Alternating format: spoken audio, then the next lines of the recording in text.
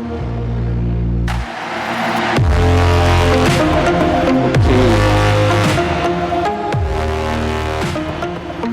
good afternoon. Are you awake? After lunch is difficult sometimes, huh? But, well, welcome, everyone.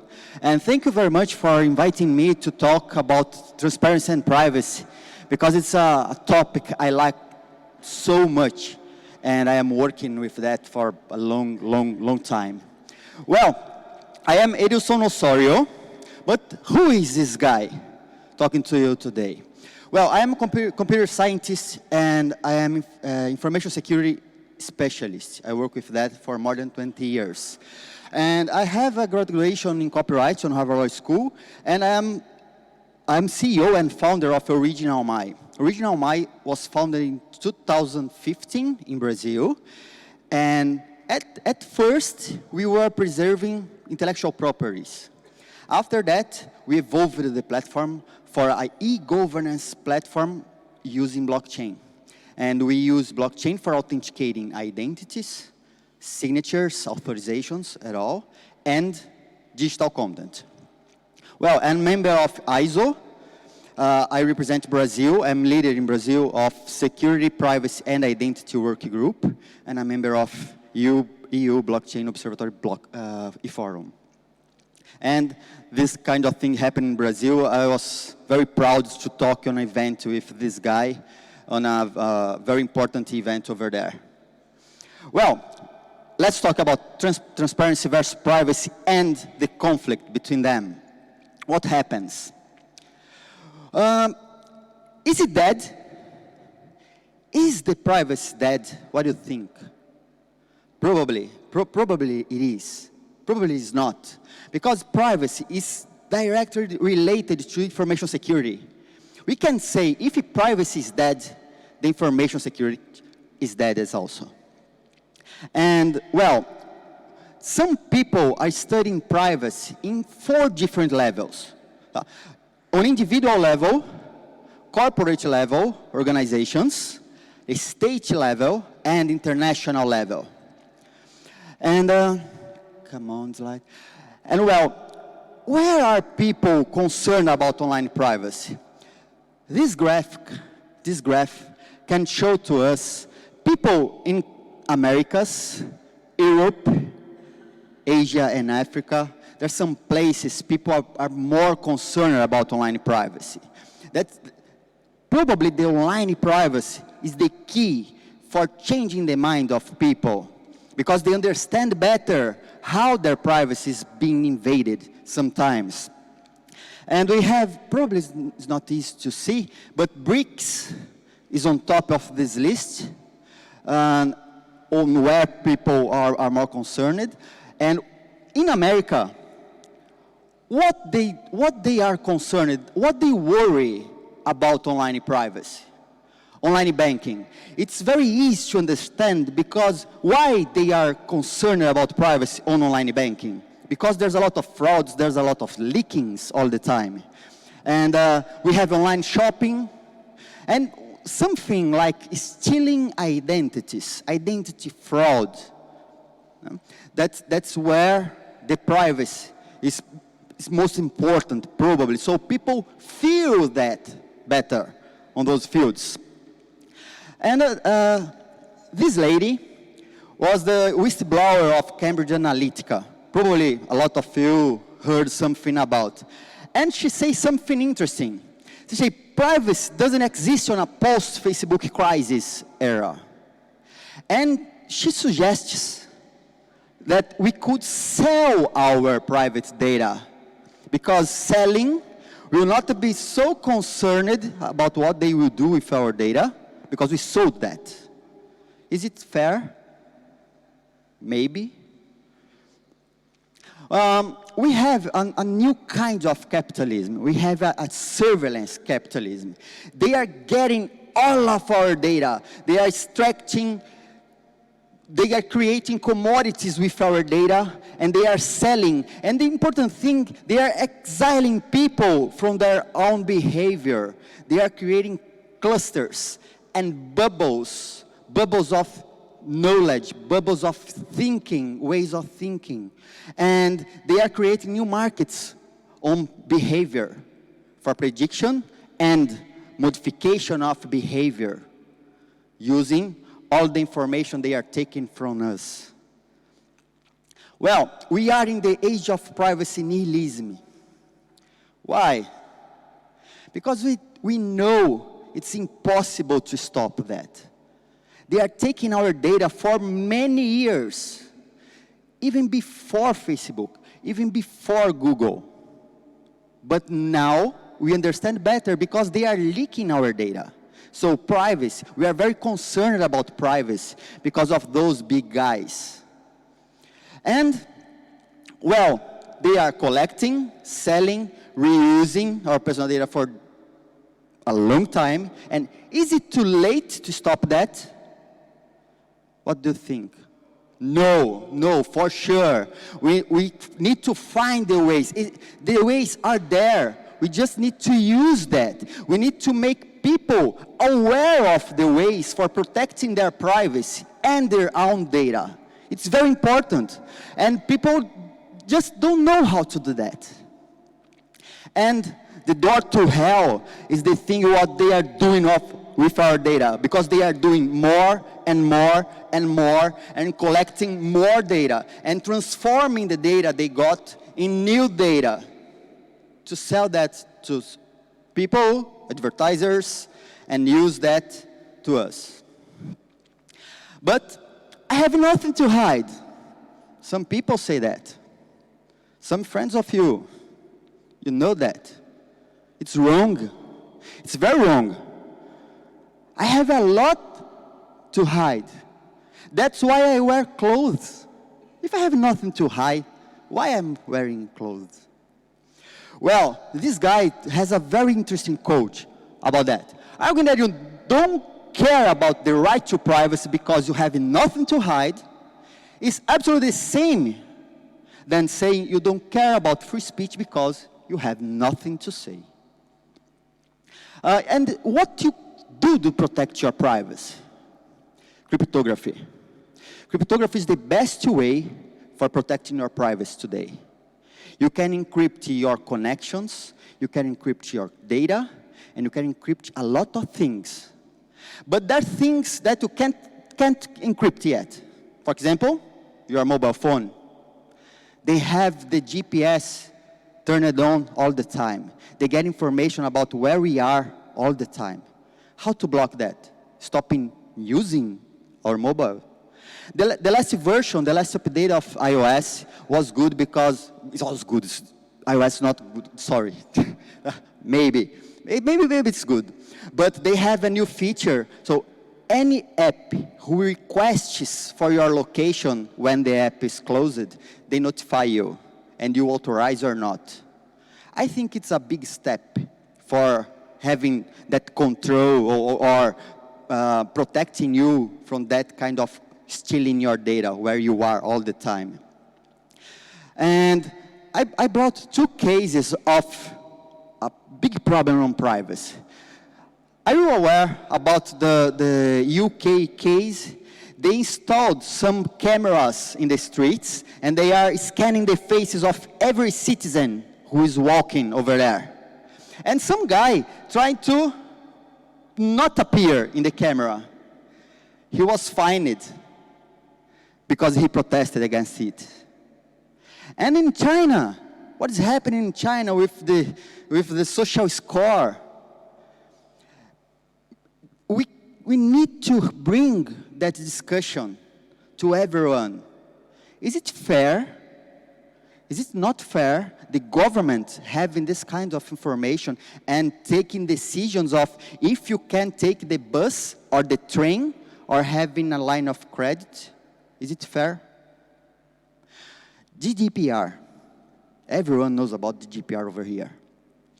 But if you ask for your government to remove your access of data, will do? Probably not. And governments are under GDPR, not over. And they have access of data, unused data, data that could be deleted.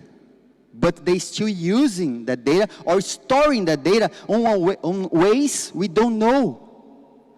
And that's why we talk about transparency. Because when you talk about privacy, the international laws for privacy, they are international, global. But when we talk about transparency, probably we are talking to our governments, regulators. It's local. And transparency is very important to understand how they are handling our data. This map shows transparent government practices. The darker countries, they are more transparent. Okay, the lighter, they are less transparent. And the next one is Corruption Perception Index. From zero is dark, and the 100% is blue. So less corrupted countries, they are in blue. But look this map. Look at this map again. Again. They overlap. So we have the perception, the real perception. Less transparency brings more corruption to our countries, to our governments. And it makes a lot of sense. Well, privacy and transparency do not balance each other, but complement each other. And they complement. Why they complement each other? What we use to have metrics on how extent the transparency or how to extend about the privacy. We use the public interest. Because it's public interest who will drive how much transparency you have and how much privacy you will have. The public interest must drive that information. And next one. Well, transparency protects privacy. Transparent privacy policies. We can have transparency reports. We can follow in higher industrial standards around the world. And the most important thing, it could be through self-regulation and co-regulation. If you have the government, the government needs to talk to the market, to the people, to understand how to co-create the regulation. We know governments, they have a very heavy hand creating regulations because they do from their minds. And their minds are from centuries ago. We need to change that. We need to work together. And transparency on international level. The importance of rights. We need to improve the knowledge on digital things from our people. We need to reduce the digital divide by increasing the affordability. We need to promote democracy, and we need to promote digital transparency. Transparency is fundamental to protect people's rights. We of our personal data are collected, used, consulted, or processed. To what extent the personal data is processed, to what extent your personal data will be processed. And transparency is fundamental to improve democracy. I brought a case built in Brazil. They used our engine for identity signatures and authentication of documents for collecting signatures on public petitions. In Brazil, we have a law.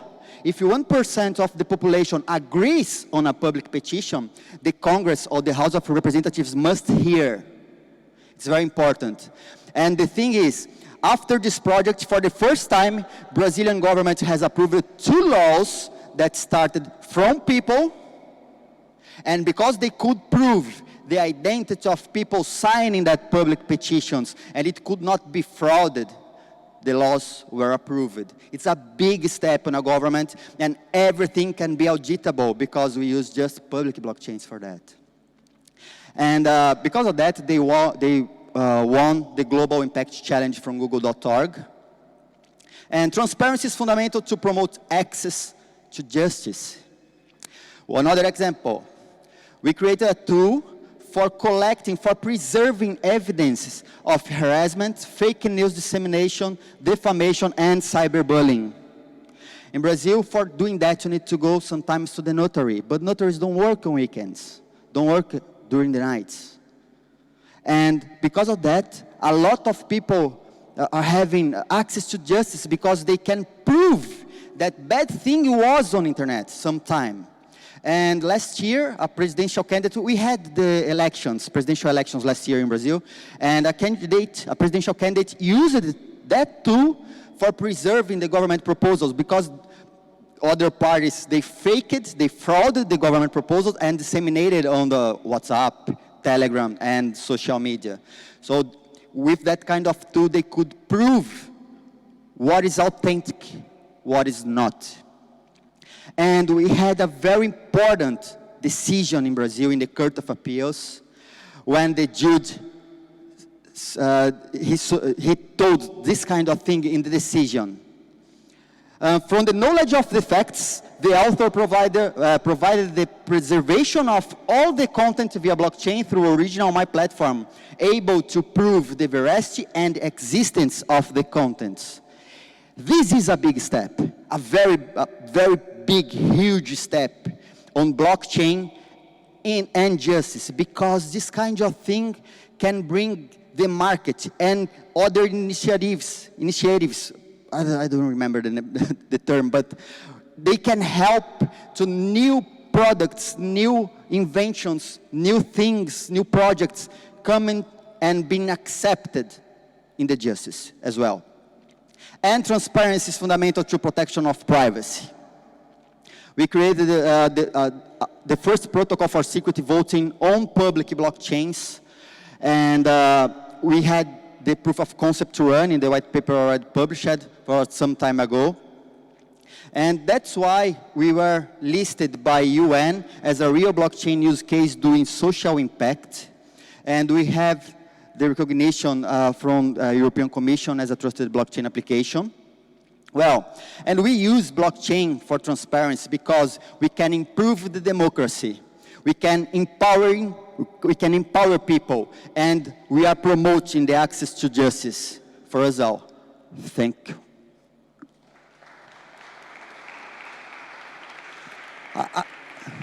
Thank you. Questions? I think we have some time for questions before the panel. Someone? Okay, if there's no questions, I think we can start the panel.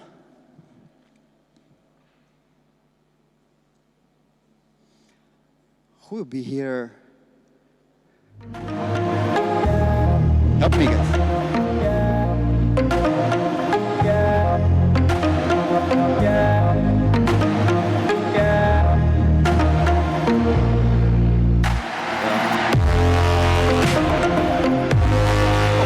Sit down here.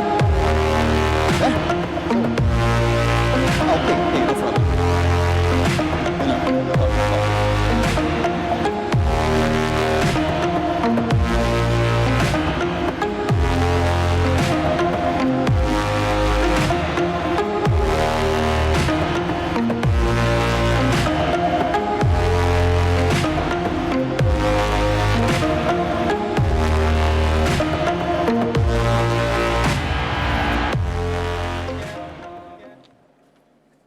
Oh, hello. Hello.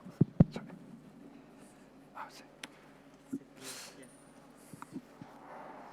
Hi, everyone. I think I would be moderating the panel and giving my point of view as well, because our friend Gabriel, who was supposed to be here, is a bit sick. So all of you guys are working in the voting industry, right? And all of you guys are doing blockchain? Yes? Okay, so I just want to know from your experience, what are the challenges that you guys faced before working on blockchain and after working on blockchain? You can, yeah. Okay, I start. Hello. Well, we are working blockchain. We start to work on not the real the blockchain as is known nowadays. We start working with some more initial blockchain based on cryptography, but not in a distributed way, to immutabilize all the transactions that were used for internet voting. The idea was that to provide the transactions for the auditors, so everybody can see that all the transactions of the election cannot be manipulated during the election, and then auditors can check that nobody is trying to eliminate any attempt of making fraud in the election. This was pretty early in 2004, and now then we are trying to make this in the current blockchain in a distributed way. We start to work on different blockchains that are public. And in this case, our objective is putting these transactions, this information in a way that is more auditable for everybody. No, it's still in our case, we did not use it yet in any production environment, in any real election. It's something that we see that a good potential because it's giving not only transparency, not only something important that is in an election, that is to allow everybody to audit what is happening during the voting process, but also because you cannot control this. In the previous cases, what happens is that everything was under our control, and this always generates these doubts, saying, okay, yes, but at the end, you are managing this information. And this is one of the elements that we are using nowadays, and we are promoting for giving more transparency to the voting process. Okay, great. So we don't have a before blockchain because we start right away like with blockchain because that was the tool we needed. And our challenges, I think they can be just summarized to usability. Like, how can we make this technology that is so awesome accessible from a smartphone anytime, any place, and how can we make voting as simple as sending a chat, right? And of course that derived to so many other problems such as scalability, right? How do you make, like, it's easy to make 10 people vote on a blockchain. How do you make 10 million people vote on a blockchain, right? Or anonymity, right? Do you need a computer to create the proof that to anonymize your vote? Or can you use it with a smartphone, right? And then all the education, right? There is all these different ways to deal with technology with this blockchain when you're dealing with keys, for example, right? That go against like what users are used to. They're used to delegate responsibility to certain authorities, right? And some way we revert that. So we need to re-educate the user or provide the necessary tools to enable a secure process. So for me, a summary will be just usability. That's the main challenge. Well, in our case, we have no before as well. And we started on blockchain doing those things. And we developed that for the Ethereum Classic Labs acceleration program in the beginning of this year. We developed last year to present it over there. And our challenge was reproducing a kind of election that the same kind of we have in Brazil, to reproduce the usability, how to manage the election, for people having the same feel, don't changing the way they are doing the votes. They identify themselves, they don't go to the place, but they identify themselves on an app, and we try to prove who is the person who is voting, open the session, vote, close the session, and count automatically the votes on chain. And it's very important to have the secrecy of and privacy of all votes, but everything being counted all the time. So probably those are the challenges we try to solve. Yeah. So do you guys shuffle the vote on chain? Do you guys do the identification as well? Or you just send the transaction on the chain, whatever transaction you had before? For example, in your case, you were working on e-voting systems before.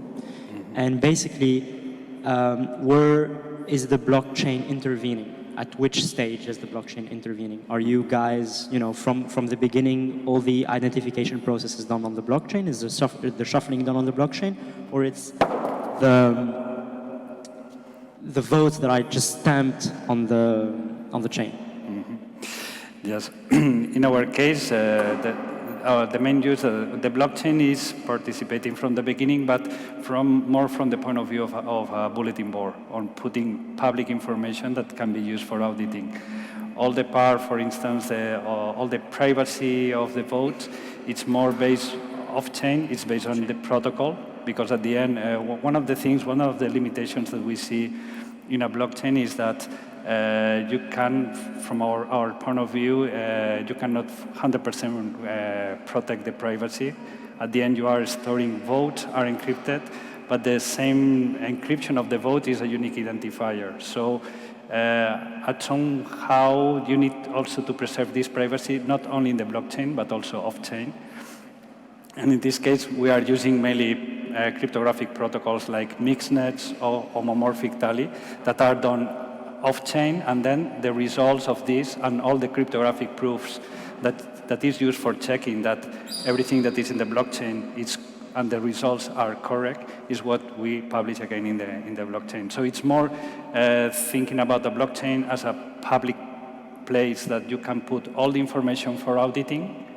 However, we are not delegating the blockchain all the processes that are more related to the privacy of the voters or the generation of all the audit proofs. Okay, so for you, blockchain it's not the core technology. It's an extra that you use to store information online, and that information will be available for everyone. And this is how you see blockchain. Do you see it? Do you see this evolving in the near future, or are you happy with this type of solution? No, I think that it's difficult. There are some parts of the blockchain that I think that are difficult to do. For instance, all the decryption part. It's unless you are delegating the private keys to the blockchain, then you cannot implement this cryptographic part in the blockchain. And when you are delegating these private keys in the blockchain is when you have the risk that there is a collusion and then can decrypt the vote. So there are some things that we think that maybe cannot steal unless appears something new that can be delegated to the blockchain.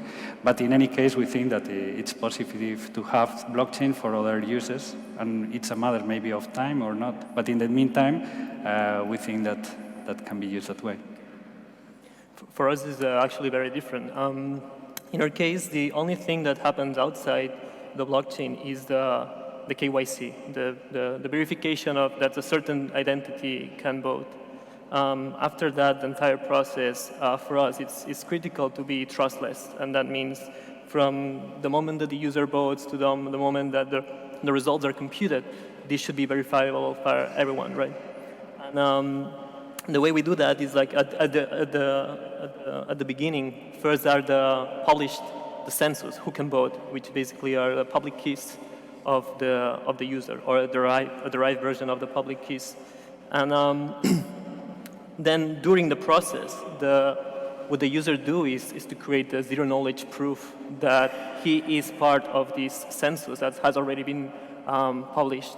That makes like everyone can see that this transaction is part of the census. But using zero-knowledge proof, which basically allows to obfuscate no information that the user doesn't want to be shared, right? So in this case, all votes are actually in the blockchain, but completely anonymized.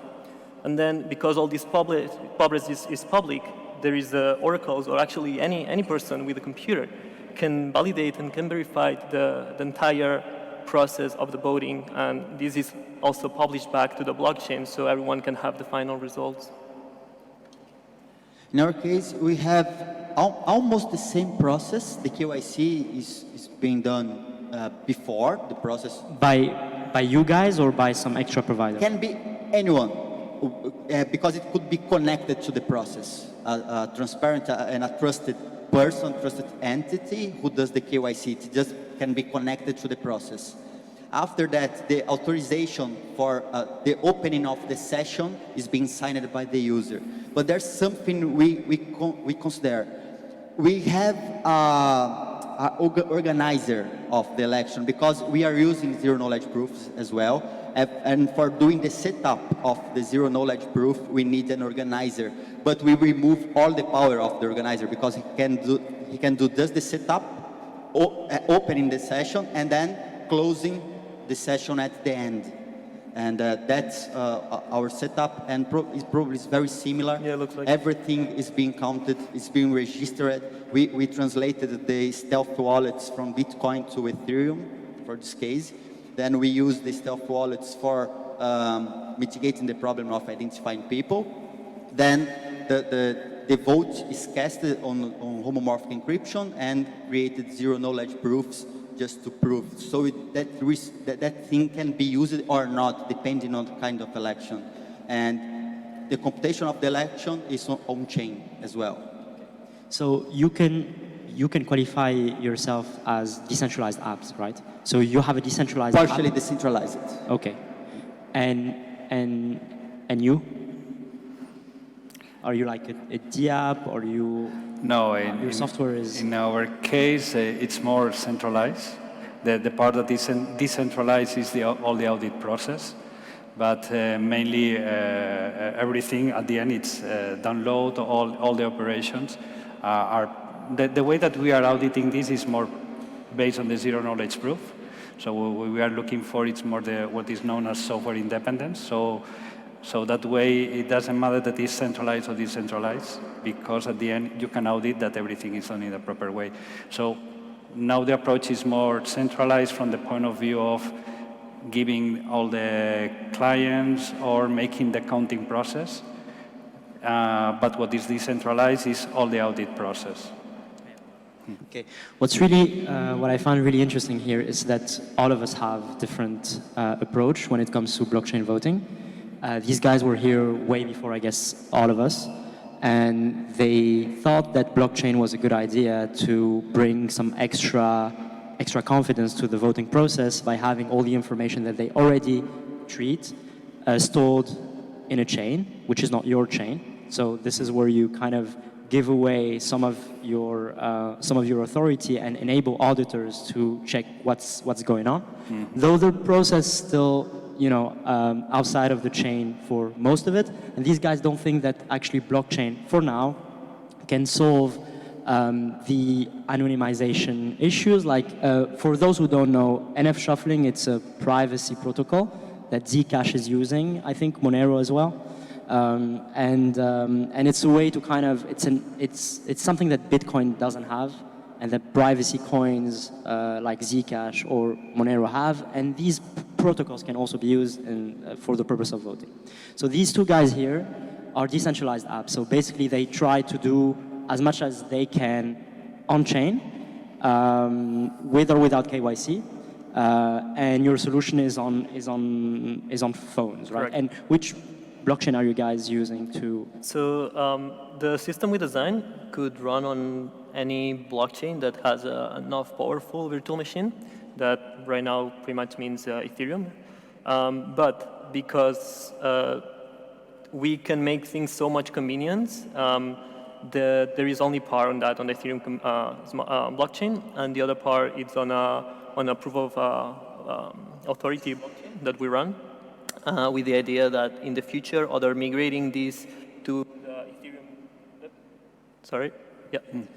Ethereum mainnet, or actually decentralizing our blockchain as well with its own governance or DAOs. But it's the reason we're using a proof of authority right now is just for convenience to develop and iterate fast. We can enable the same transparency properties as it was a mainnet. We just don't have the same resilience. And in our case, because we also do blockchain voting, actually, we built an entire protocol from scratch. So it's really different approach. We built an entire chain with a different consensus mechanism that we think is more suitable for voting, because we think that the consensus mechanism and the chains that are built right now are constraining when it comes to make sure that everything is transparent and everything is fair. So we built an entire chain from scratch. And on top of that chain, you can build the apps. So these guys can, for example, come and build on our chain. And you can build like other apps, like supply chain apps or other type of apps. So have like three different approach.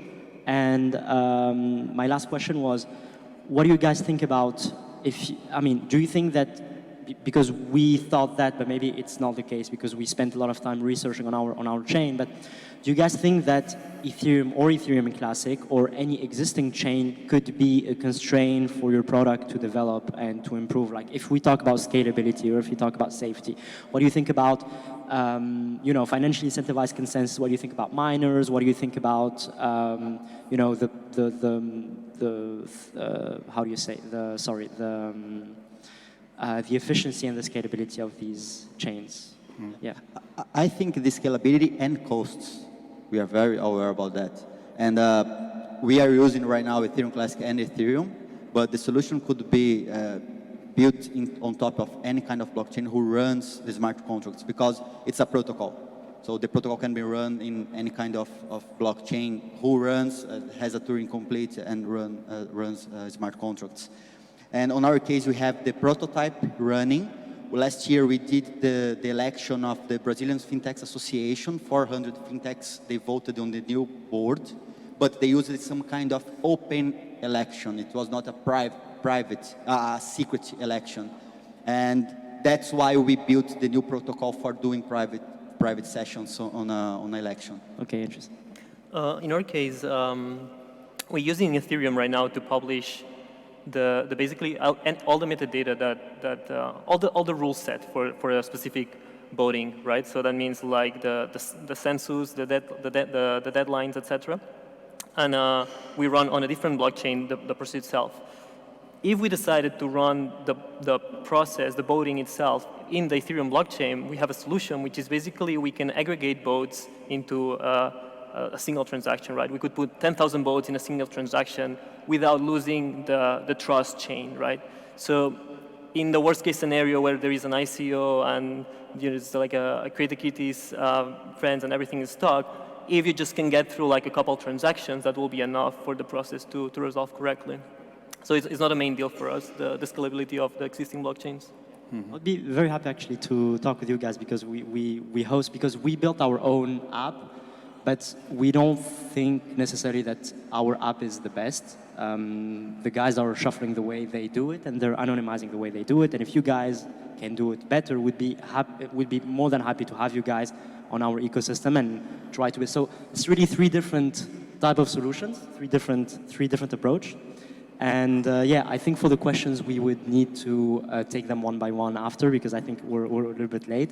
But thank you so much for being here and taking part of this. Thank you. Yeah, thank you.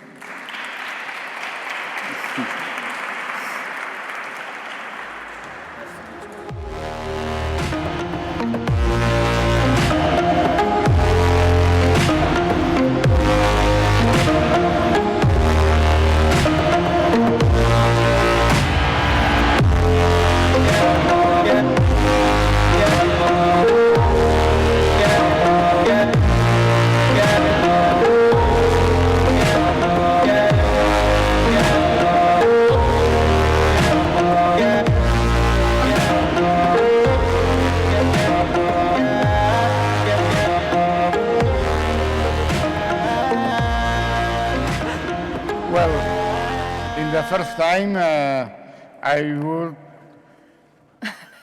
Les ulleres.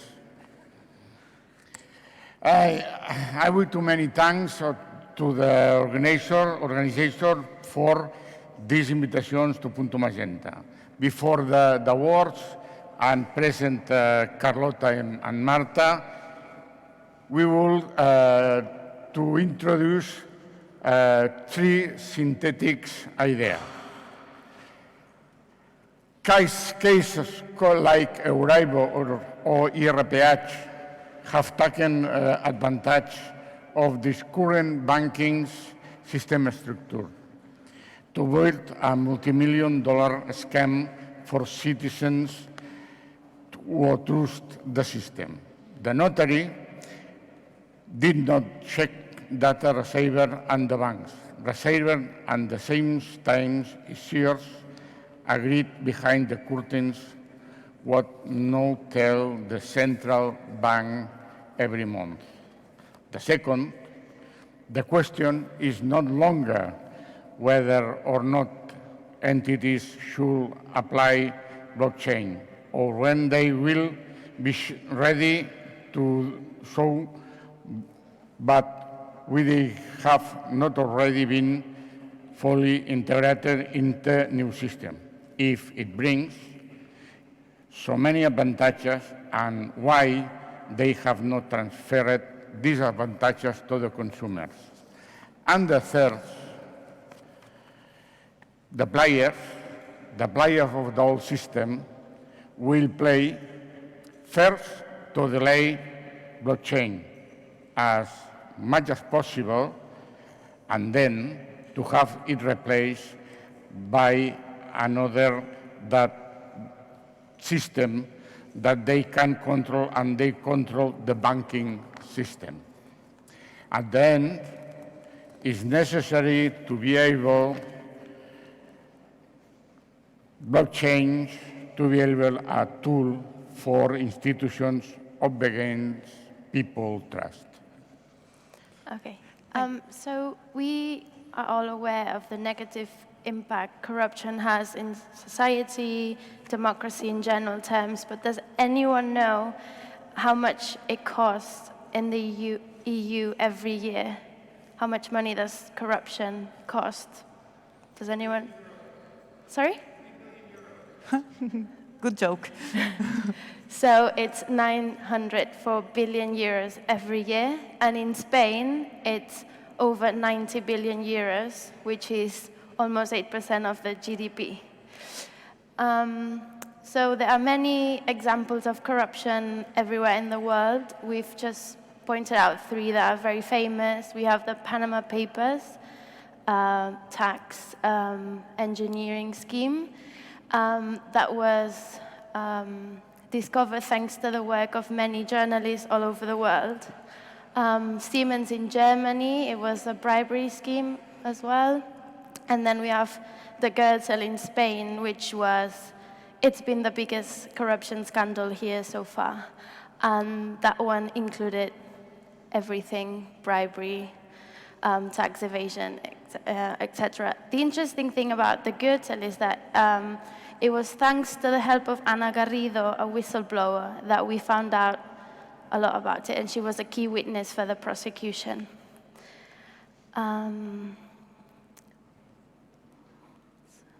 Yeah, so whistleblowers are very important.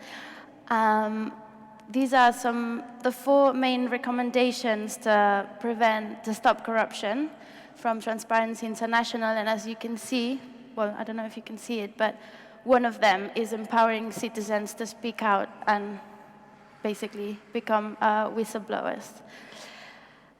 But currently, there's a lack of effective protection for whistleblowers, and that translates into some negative consequences for them when they speak out and become whistleblowers. For example, in many cases, they lose their jobs and they can't find another job in their area of work. We work, for example, with Luis Gonzalo Segura. He worked in the military in Spain, and he reported many corruption cases in the military, so he lost his job. And obviously, he can't work anywhere in the military. So now what he's doing is he writes books about this. He works as a journalist, and he speaks a lot for whistleblowers as well. In many cases, there are criminal, administrative, and civil lawsuits initiated against them. So we have whistleblowers who maybe have 10, 15 cases against them for defamation, for revealing confidential information, etc. And that takes a big toll on them because it's not just financial, but they can't move on, it's difficult to find a job, etc. In terms of social support, the pressure that being a whistleblower puts on them sometimes makes it that they lose their friends, they maybe lose their families.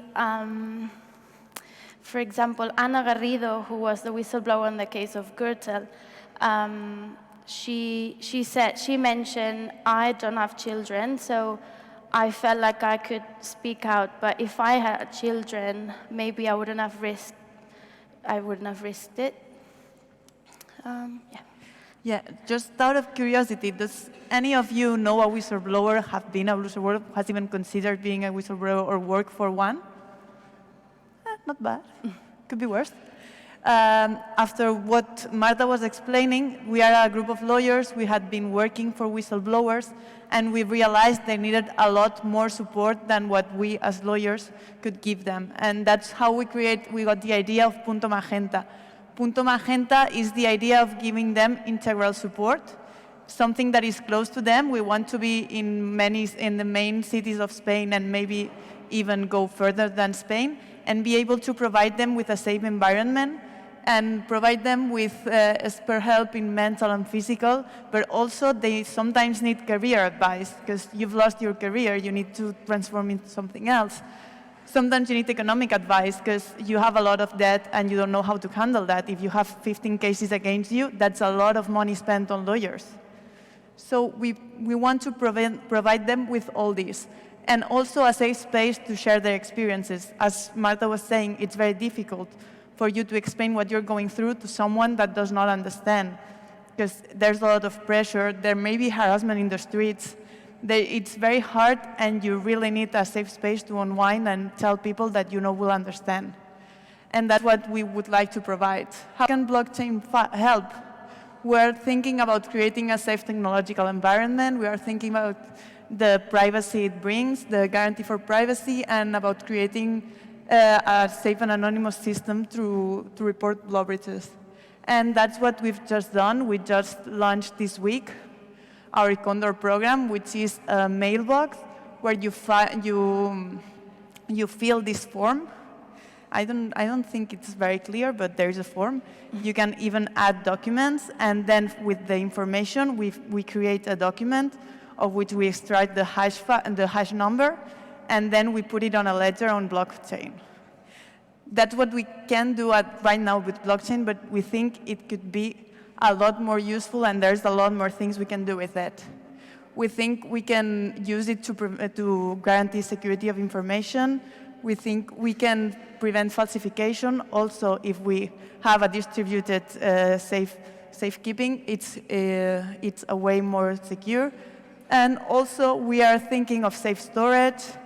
We are thinking there are a lot of things. If you are a whistleblower and you are a very publicly one, you receive a lot of information of other whistleblowers that don't want to appear in public.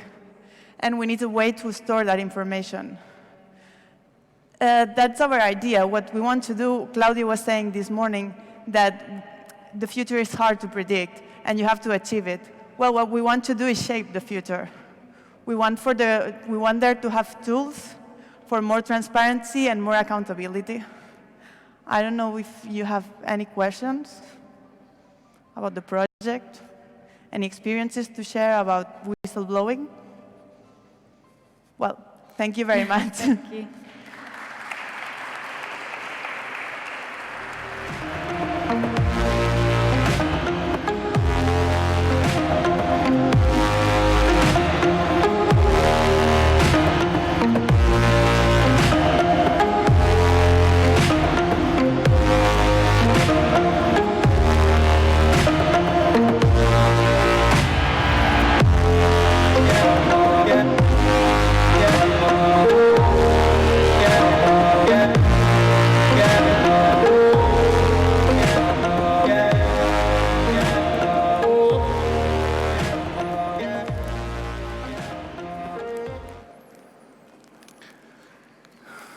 Hello, Barcelona.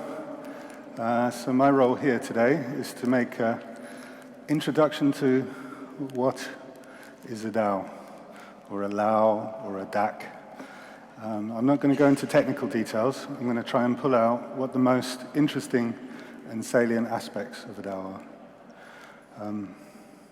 The first time I was asked to explain what a DAO was probably 4 or 5 years ago, when a friend of mine came up to me and was having problems communicating this to people, and we had an offer to try and communicate it in the context of an artwork.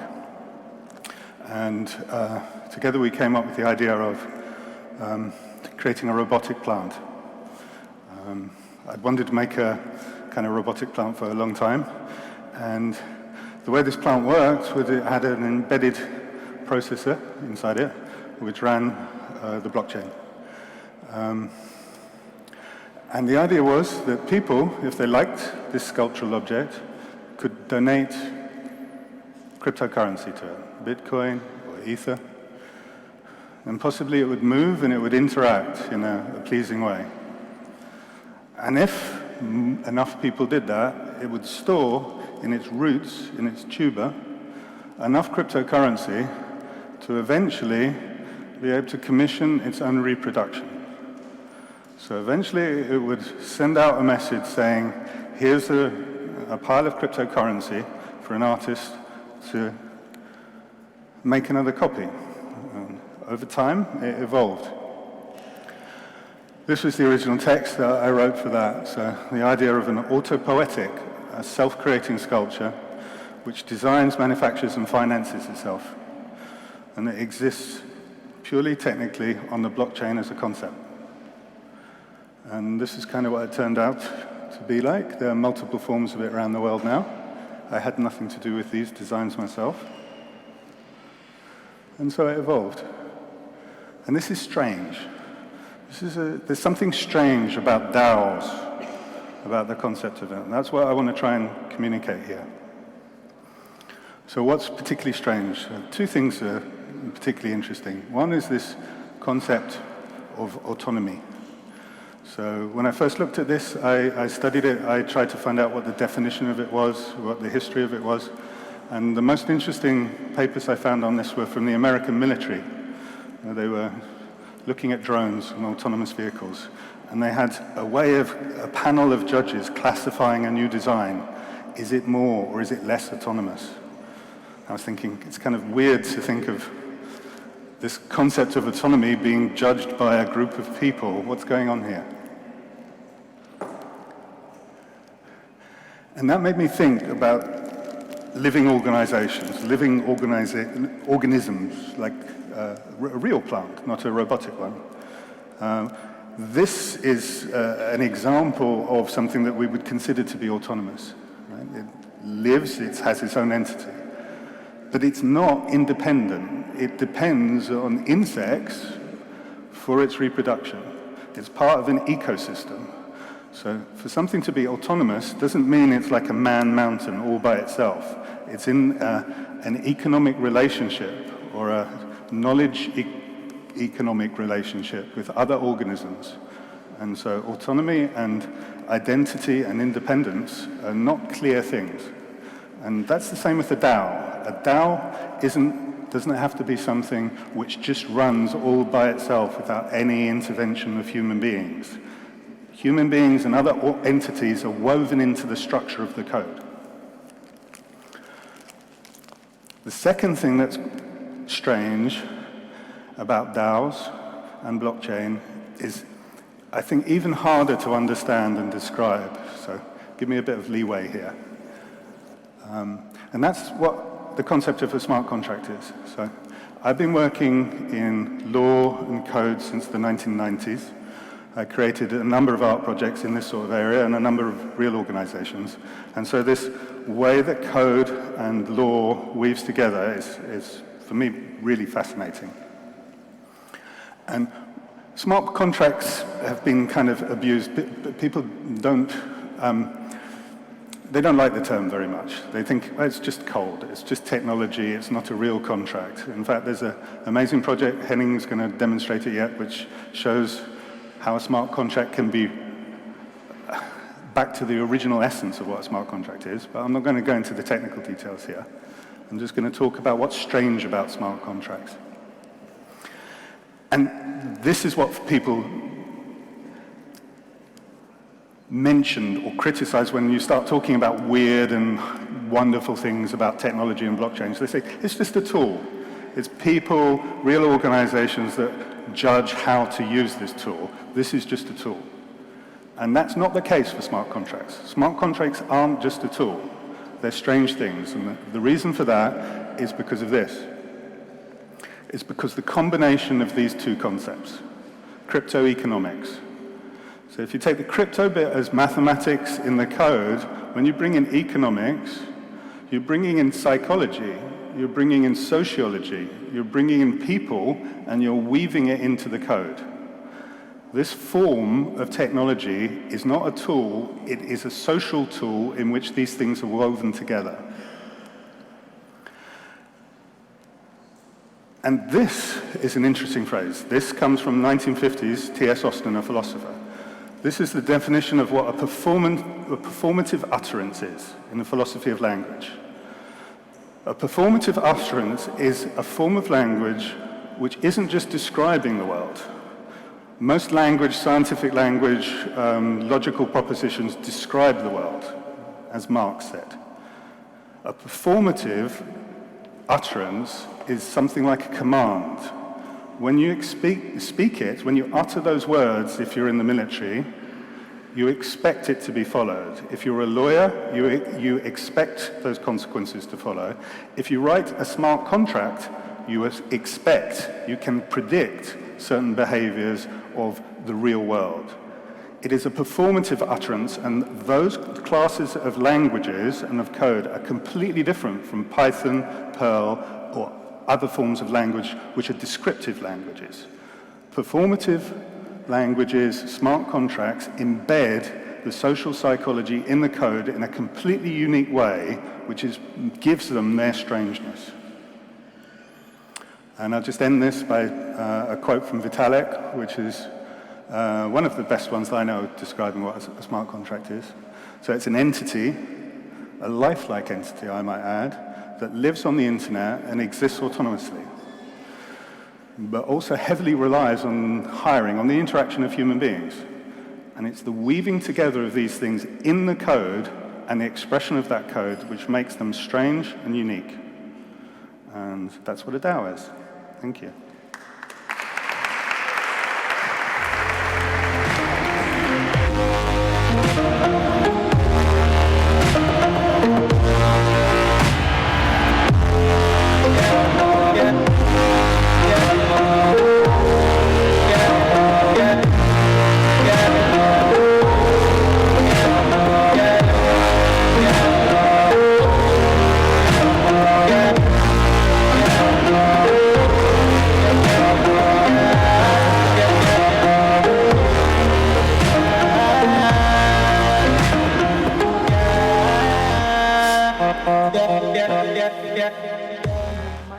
Hello all. Is this working? Yeah, I think so.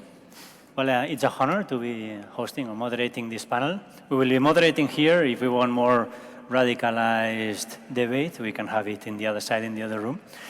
Here, I am honored to be here with Miguel Prados, who is an ethical finance expert by the Social Banking Institute and founding member of the Oxford Blockchain Foundation, with Susana Martín Belmonte, who is chief economist of the REC project. Is a very interesting social economy project that has been institutionally backed. With Pat Rawson here, the communications lead of the DAO Stack project. He was our DAO guy here. And with Vincent van der Lubbe, who is the chair of the Sociocracy for All. And I will be looking forward his insights into this very interesting sociocracy governance concept, which probably many of you are not familiar with. So we are here to discuss about this I call it a sandbox concept, that is the DAO, which is organizations that live in the blockchain. As David has introduced, they have this autonomous, and linked to the traditional institutions. Right now, we have pretty obviously, there's a consensus that institutions are failing to deliver in many aspects of our lives, so to say. They seem to be slow to respond to the social challenges and seem to be in many ways not delivering the well-being that the society expects. In many aspects, traditionally NGOs have tried to complement those so to say, those services or those benefits that traditional institutions, traditional governments who are not delivering. But NGOs also have problems sometimes of transparency, sometimes of stagnating hierarchical structures, governance problems sometimes. And in this outline of structures, the DAO may come as a possible refreshment, given its possibilities. I would like to ask our panel, first of all, what do they think of the DAOs as a possible improvement, or even, perhaps, as a way of forking the institutions? So what do you think? Let's start by Pat, for instance. Pat, what's your take on that?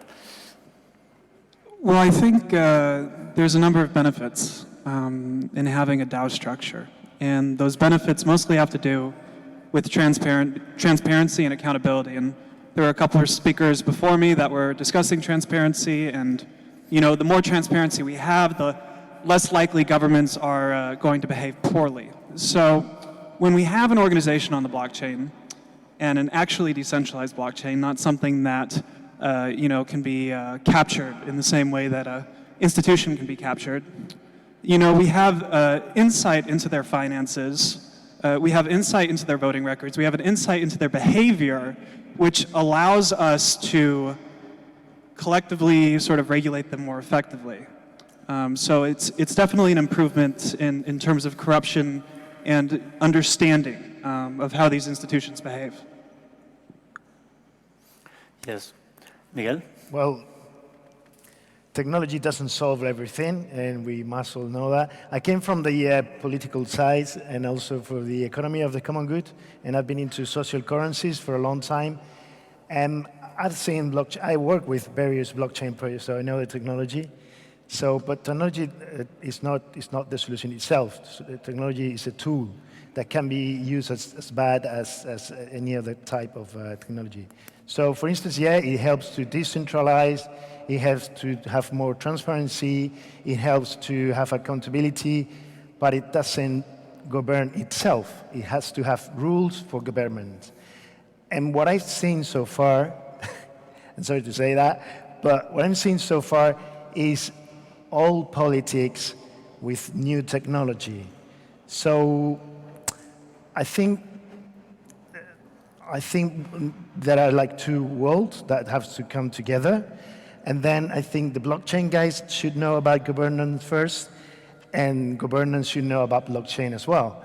But either part working like they know how both world works, I don't think it's the solution. Let's talk like we're doing now, and let's come with the best of both worlds. Susana? Yeah, thank you, Sergi. Thank you for having us here. I think this is very interesting, and I come from the world of complementary currency systems, and I think the technology is not really key right now in this field, because what we're seeing is that most people don't understand where our money comes from.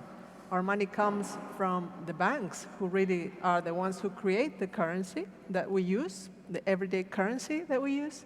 And this is something that most people don't know yet. We are now trying to break this monopoly of banks to create money. And this is, for me, the key issue. So when you think about a new technology that is going to solve this, the first thing that comes to my mind is we haven't really realized yet who creates the money. And we are going to have to change the information, because it's not the banks now, it's going to be Libra by Facebook, the one who creates the world currency now. So it doesn't really, a change of technology may be able to just miss completely the point of what's going on, really, which is we are dominated by institutions that create our money. The money that we create is ours. And we haven't really realized now yet what it is right now, how it is right now. And we're going to move, thanks to a new technology, to another way of domination. So I really am looking forward to see what the blockchain can do for us.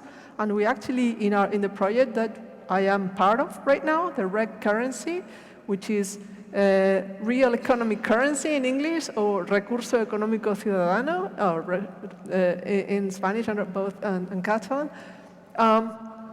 We were trying to, we have tried to implement the blockchain, and it wasn't for the stage that we are right now. It was for replication. So we'll see. We'll see if we really make it, can profit from it or not.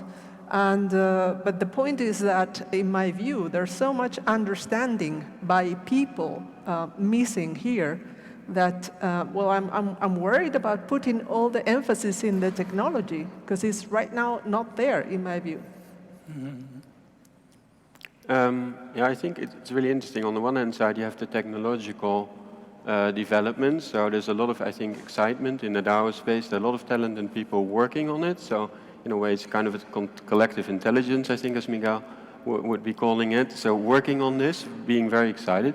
On the other hand side, it also created a currency, you know, with Bitcoin and the cryptocurrencies. So there's also money involved. There's real money involved. It has real value.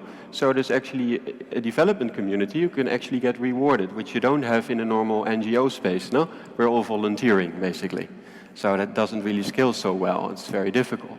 So, and it's also interesting for investors to have now blockchain, so they can actually use those funds. So Andreessen Horowitz wants to invest in that space, but they don't invest in open source. No, so having blockchain then with this decentralized autonomous organizations, which is actually in traditional organizations a big topic. No, the inverted pyramids. Everybody's talking about it. So I think it's coming from both sides, and I'm curious where we will meet and how it will develop. And yes, and also how can we make these different types of currencies work in this new environment where the old and the new meets with technology. Yeah, I think it's, to wrap up this first round, I think it's very interesting to note one insight that Miguel said, that technology is not the problem. He said that we have underlying problems, but still this technology, so the underlying problem is how to run an organization properly, right?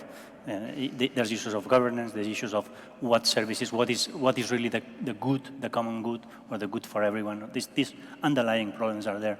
But once you solve them, as Pat said, you have a very adequate regulation, a very accurate regulation that you can implement in the blockchain. Once you have solved the problem where you want to go, then the blockchain really gives you the ruling that is very appropriate.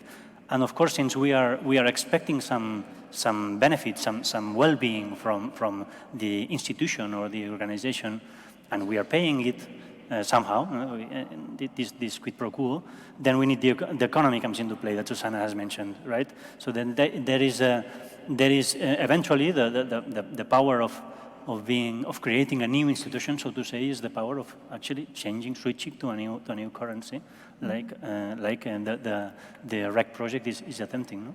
And I think everything orbits around the concept of governance.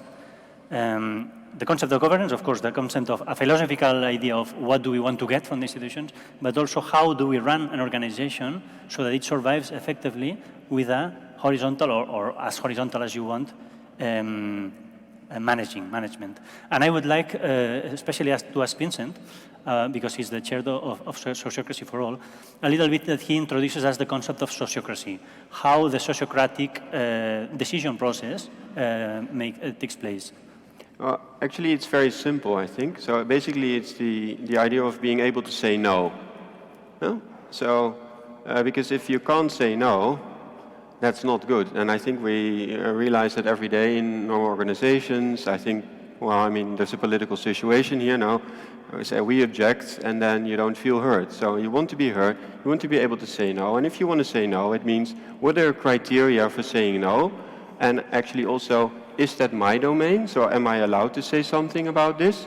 Or does it pertain to something else, but it's not my thing? No? So I can't tell Pat that he shouldn't go to the toilet. That's his thing, no?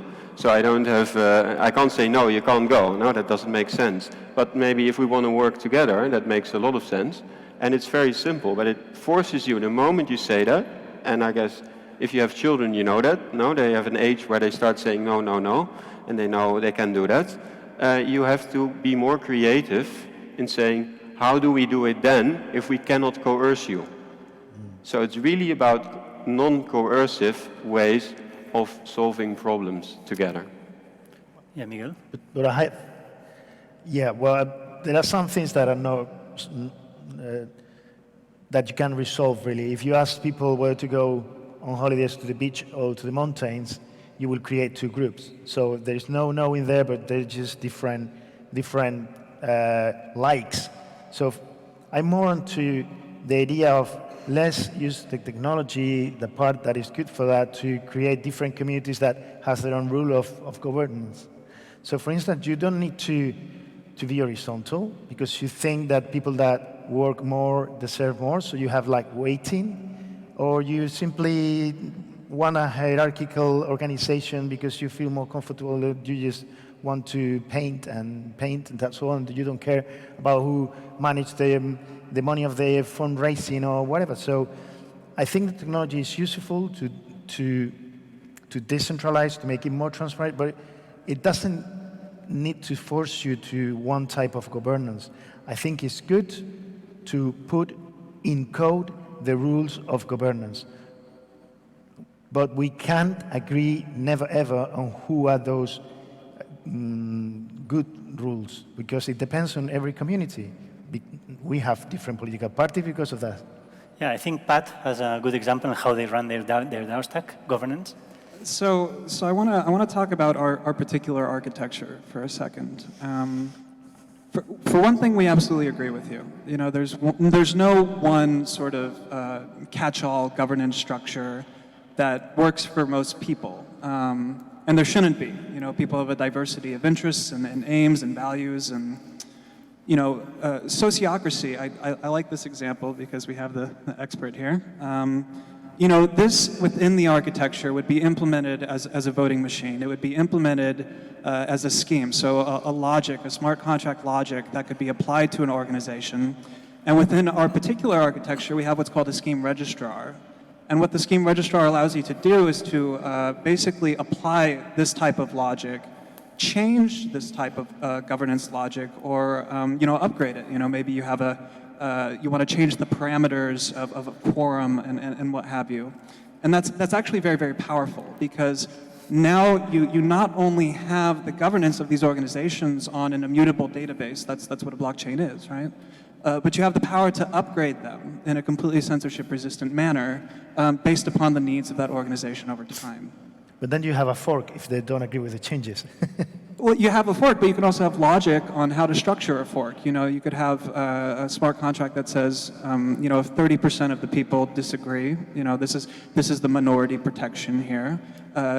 Anytime they can trigger this particular logic, and they can move 30% of the assets of this organization into another organization automatically, and so there is a threshold for minority protection, and so it's just a matter of specifying, creating the specification for the governance logic that you want to have. And then, you know, going out, getting someone who's a lot smarter than me to build it, and then registering that to the organization to use. But right now, Pat, there is a sort of a tokenized meritocracy, no, in a way, or reputation-based governance inside DAO Stack, right?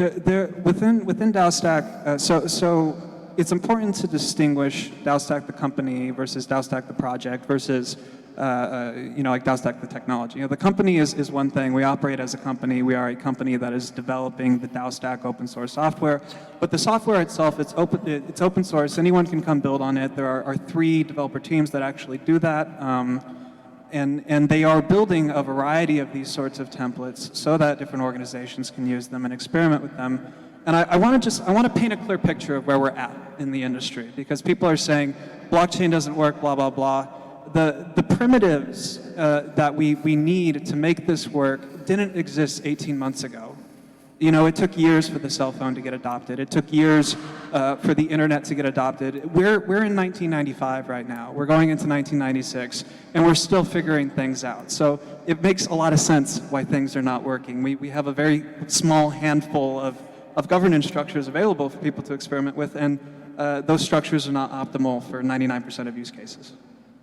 And yes, Susanna. Yeah, I think that by what I have been seeing in the industry of the blockchain, it is for governance. It is key to know if your community can be liquid or is the one it is. What I mean is, if you can just say, I'm going to do things this way, and this is my protocol, my consensus, or we're doing, I'm going this direction, and people can just join you or make a fork or leave you, then I think you have a pretty good case for this kind of decentralized autonomous organization. But when the community is not liquid, when it is the people that it is, like for instance, the community in my building, we are all owners of a flat in this building. This is not the case. I mean, we are the community, we all are here, and we all are going to stay here. And we are the ones who have to reach agreements. In this situation, maybe a cooperative is much more of a structure for consensus than a DAO for now, I think. Okay. But in that case, you will have hierarchy because you have vote delegation, which is liquid democracy, so you will have one neighbor with the voting of 5 of 6 neighbors who will take effectively the decision for the rest. So it's an effective oligarchy. Or not. Yeah, the good thing is that the technology is there to help, to configure, and I think the point of increasing whatever the governance structure is, but increasing the collective intelligence of the group in taking decision is the way to go. So whatever the governance is, if that governance increases the collective intelligence of the group, let's go for that. Yeah. Well, I understand your take on liquid community a little bit related to the right to self-determination, actually, which is a current topic. Of course, if we are enclosed in a community and forced to live there, then the governance problem becomes different. And I also very much the concept of minority protection that Pat brought up. This is something we don't have in democracy now. And this is one of the minorities we are having problems all over the world handling the problem of minorities. And this is why I think these alternatives that maybe we have discussed here very briefly, because sadly the panel cannot last much longer, but we have introduced, hopefully, a couple of ideas into the possibilities of governance that can be implemented and how they could be implemented using a DAO structure and using the blockchain as a substrate, as a sandbox, to implement these other possibilities, these new communities, liquid communities, communities with minority protection, including perhaps sociocratic or holacratic or other sort of governance structures. So I thank the panel for their contributions, and the panel is open for questions if anyone is keen on asking. Okay. Nobody? Oh, we have a question. Do we have a microphone around? Should wrap it up now.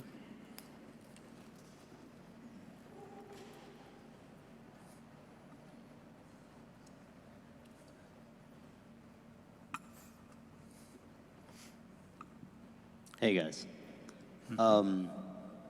I'd be curious to hear your thoughts on how DAOs can be used to kind of create new forms of governments, not necessarily augment them, but create entirely new governance forms like direct democracies or meritocracies or things like that. Well, does anyone want to take this one? I don't mind to take on that. You mean in forking a country? I mean, yeah, I guess in theory, like if a country were to adopt a new form of government that is a DAO, where every citizen is a member or something. When you talk about government, you talk about the ability to get people's taxes. And before that, you always came up to the brute force that at some point says, no, the people who are taking the taxes from these citizens are us. So at some point you will reach that. So you can't fork a government unless is by overflowing it or by force. I think that's the thing. Other thing is that you can create different communities within outside geographic boundaries. For instance, you have big nation where you can choose the form of government. But to fork actually an actual government, I think that Pat have a say on that, and I think it's a good way to go. I think it's very, very important to contextualize when you say government, because government does a lot of things. Government could mean the European Central Bank and the management of the euro in relation to this supranational currency union. But government can also mean, your local municipality trash pickup. And for me, when we imagine a DAO structure, it's very, very important to contextualize the objective. So if we say we're going to create a DAO, and we're going to create a DAO to be a substitute for trash pickup, we're going to take the money that is distributed to trash collectors by this municipality, and we're going to say that this DAO will represent the neighborhood, and we're going to make that money available for them, with the understanding that they will self-organize and pick up the trash. That's an inversion of the power structures there, from a centralized sort of dictatorial decision-making to a bottom-up responsibility and management thereof. But it's not going to be successful unless you have that very, very narrow contextualization on the DAO's priorities, the DAO's mission, the DAO's budget, and what have you. Well, my take on that is a little bit more, I go a little bit further. I am a believer that DAO can replace a lot of the functions of a government, but it is true. I mean, Miguel makes a point. He says about the military force that government is able to enforce its frameworks to a point that a DAO probably will never be able to. In a DAO, there could be fines. There could be you could maybe disciplinary. Tokenize disciplinary actions, or even you could kick out a member of the community. But other from that, if if you need to do harder things that are harder to do from the people, or you need to demand more from the people for some security reason, whatever, it could not reach the level of a government in that. But probably it can do a lot of other things, a lot of other services related to maybe pension system, maybe universal basic income, maybe education, maybe health. I think all those things, maybe they could be replaced by a DAO. That's my take on it. Yes, I will take one more question. Hello, thank you for this panel and for the previous talks. The technology to create a DAO is clearly quite new. I'm wondering in regulatory terms, if an organization would like to become a DAO, what regulation they should refer to, right? And if it's developed, so if there's anything on the horizon, really in practical terms, if my organization wanted to become a DAO. Well, this question is difficult. Maybe Pat from DAOstack is the one who's going to know more about if there's any regulation that we can talk about. So when we look at the number of organizations who have gone through this process and have chosen to DAOify themselves per se, there's really only a handful. And last I counted, there's only 4 that are more than 50 active individuals. So it really is new territory. There are specific use cases where folks have opted for a more regulatory route, even work together with lawmakers to create legal personalities that are optimized for these particular structures. The one that comes to mind is in Vermont. There was a freelance developer cooperative that decided to use DAOstack to become a DAO, and the Vermont legislator created what's called a BBLLC, a blockchain-based limited liability company. And for their articles of association, they actually point to DAOstack and say, this is our governance engine. So we are following these rules. There are other organizations, such as the DX DAO. It consists of 400 people worldwide, and it has no legal personality. And it's operating in kind of a very gray area. It's hard to understand what it means to have a trans-global organization with no principal jurisdiction. So enter at your own risk, I suppose. Here there be dragons. There is a possibility, the legal form that mostly adapts to a DAO, it's the cooperative in this way. And eventually you could do also the European cooperative, which is it's much more interesting than a simple Spanish cooperative. Let's say the European cooperative is a space if you are going to include people from different countries, only in this case, then you probably have an interesting legal framework to work with as a DAO. For instance, for the public services of your example, the garbage, you can make a public service cooperative, which is in the Andalusian framework. Sí. It's possible Sí, to sí. do that. My question for you would be, how do you, when you have a fork in this kind of system, where does the budget go? You know, again, it depends on the logic of the governance structure. There's a DAO out there that has a very interesting logic. It's called the Moloch DAO. And the way that it's set up is that after funds of the Moloch DAO are contributed, and the person who contributes receives shares in return, voting rights. And after a proposal is passed, any person may rage quit. They may sell their shares for the remainder of the value of what's in the DAO's common treasury. And that's sort of the ultimate fork protection. If you think about it, if you disagree with any decision this DAO takes, you can just take your money and leave. But not all DAOs will be structured like this. There are 90% of use cases that might not work like this, and it's just a matter of, again, looking at the specification of the logic that you'd like to have for the governance engine, and then making sure that it's part of that DAO's logic. Everything goes around again to the governance engine. This is also a core mission and governance. The rules and the rules to make the rules, as we like to call it. Yeah, the rules to make the rules, yeah, that's it. So, anyone else? We have another question here.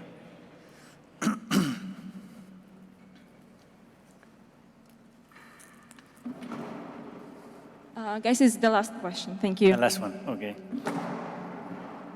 Sorry, taking into account, Spain and everything that's happening, do we have any practical applications today of DAO technology within any autonomous community within Spain? Is this being looked at now?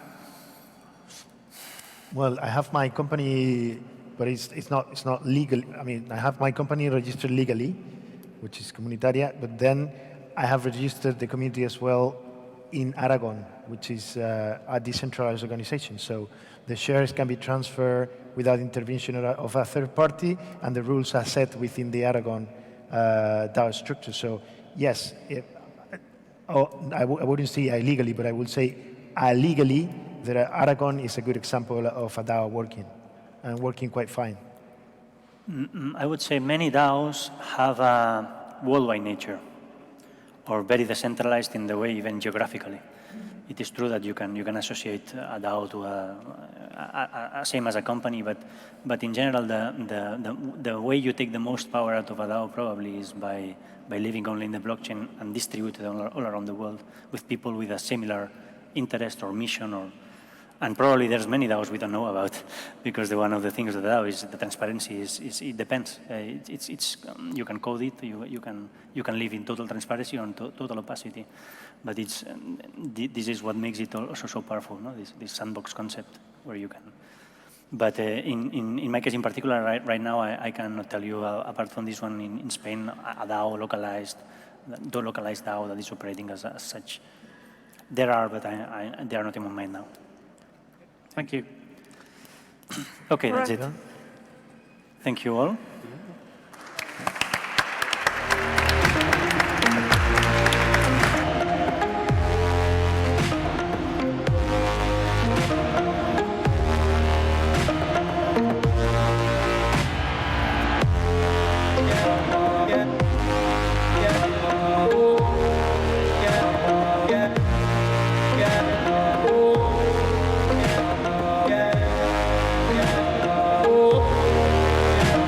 Yeah.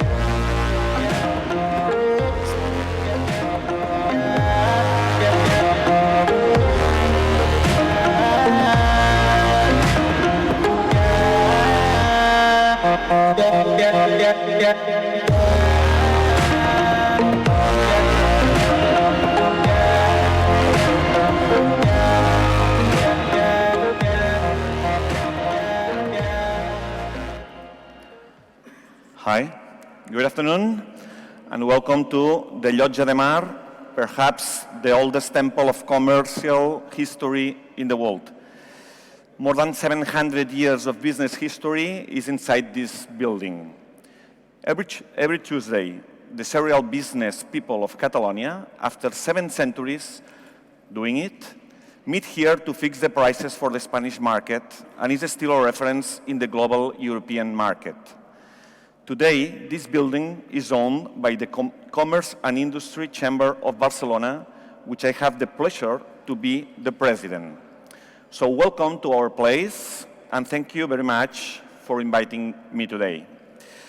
The chambers have some potentialities with blockchain revolution.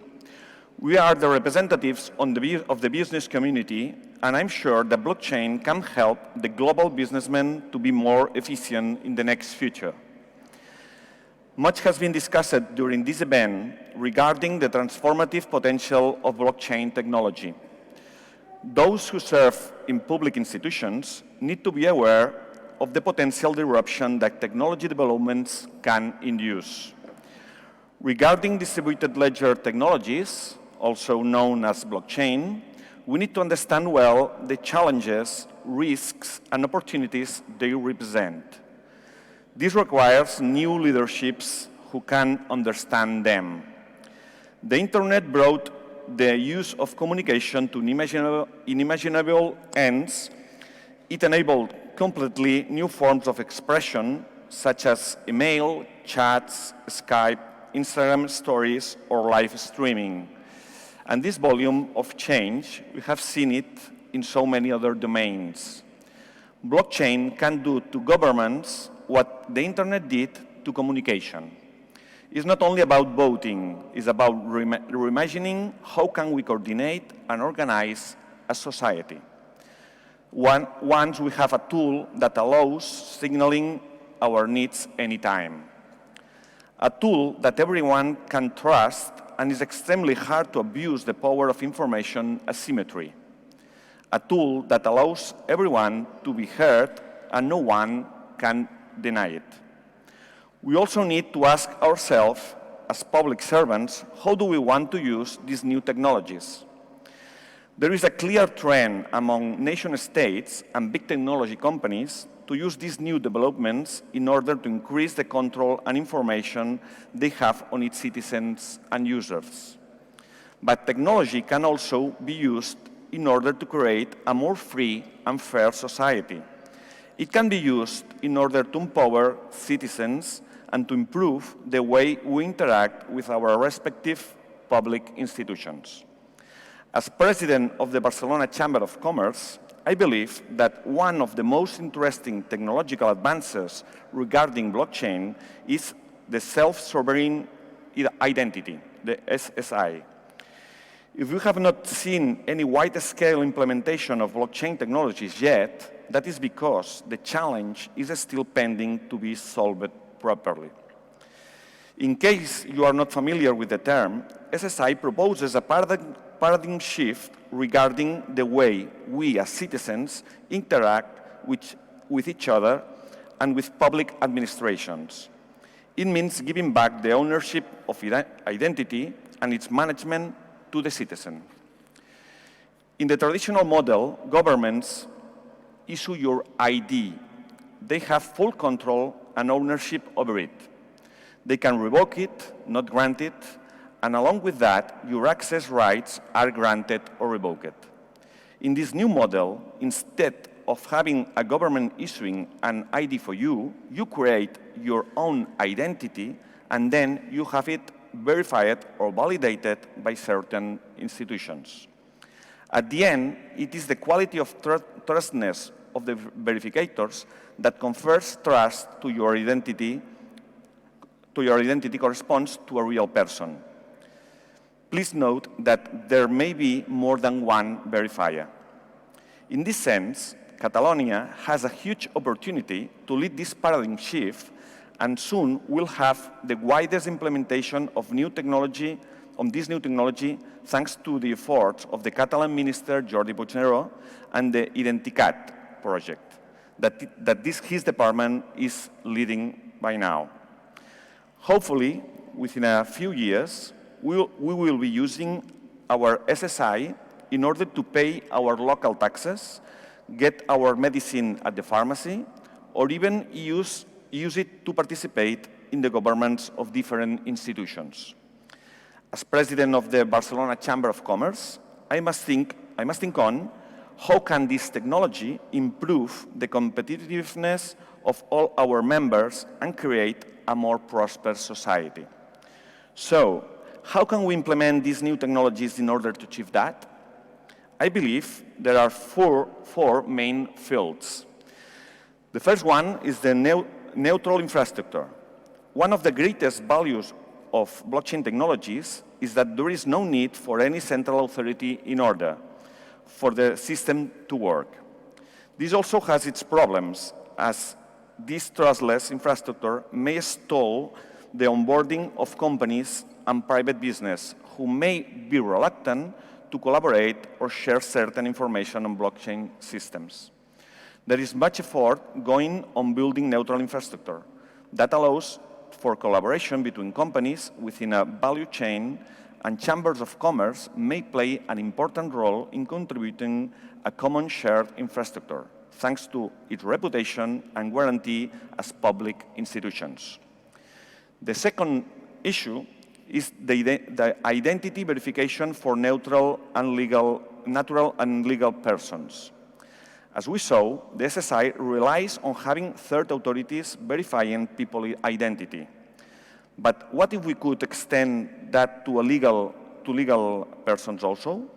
What if we could help provide our members with a SSI for the companies, cooperatives, and associations?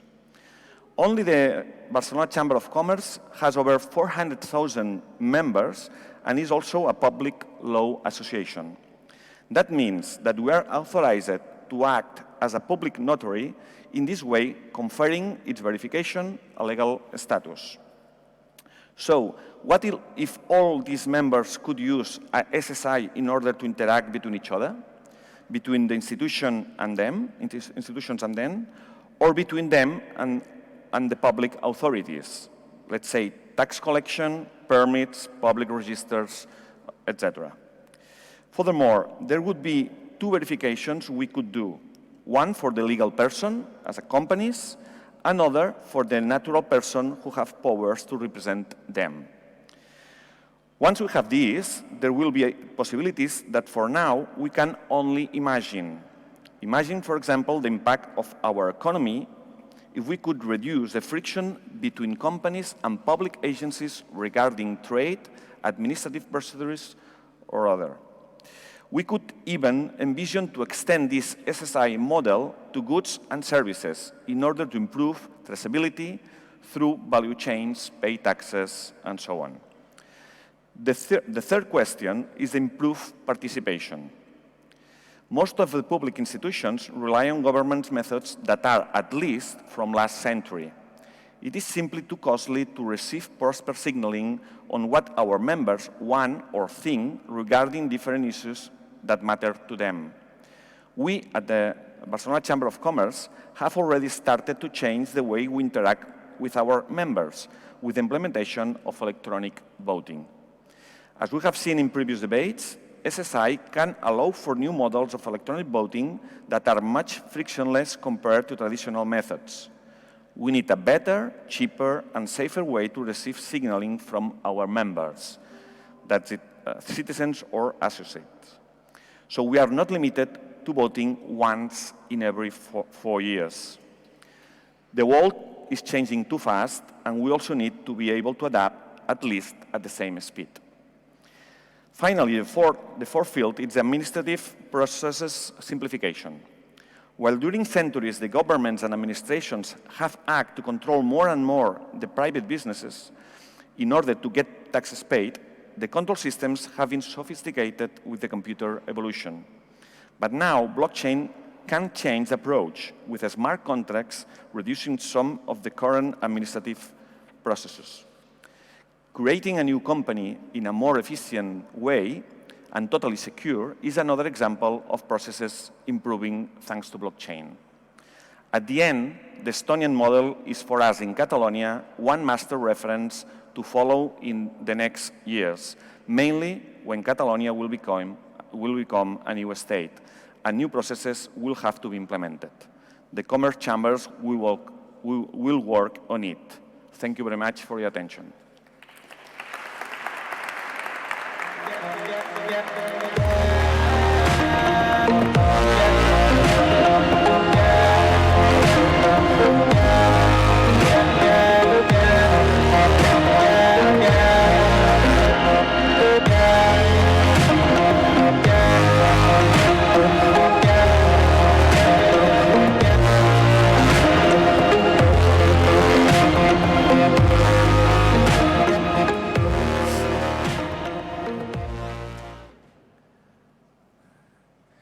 Okay. I'm here again. Actually, Miguel Prados Rodríguez with a Z, not with an S.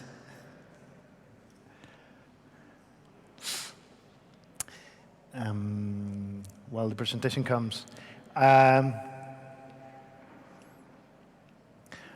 going to talk how to. I mean, we have the same problem with the social currencies. And with the cryptocurrencies, it's a problem of adoption. So, here it is. So we share the same problem with adoption: social currencies and cryptocurrencies. Cryptocurrencies are adopted for, I'm not worried about the money, I'm worried about the technology, but many people goes into cryptocurrency to make money out of it. And social currencies really have a limited impact because the biggest one is like 0.4% of the population in Bristol, the Bristol pound. So we have really a problem of adoption.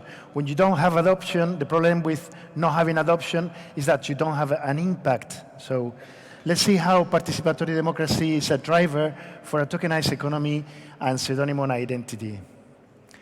But that's the research. The work came from a research made by two professors of the University of Sevilla and myself.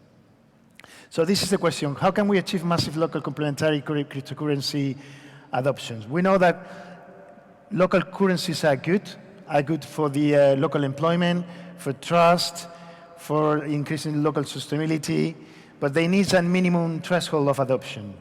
So that was the question. So we make a survey out of 32,000 individuals, and we came up with these two questions that are quite interesting to talk about. Is it good to incentivize citizen participation with a cryptocurrency issued by the city council? Will you install a mobile application from your city council that will allow you to vote on important local decisions? So the question is, would you like to participate with your mobile phone? That was the question. And would you like to be compensated for that participation? Yeah. There's a trick in this question. The trick is that once you install an app that's identified you for voting, is pseudo-anonymous, then, and also using voting, because voting is quite transversal in a way. Everybody wants to vote, even far right, far left.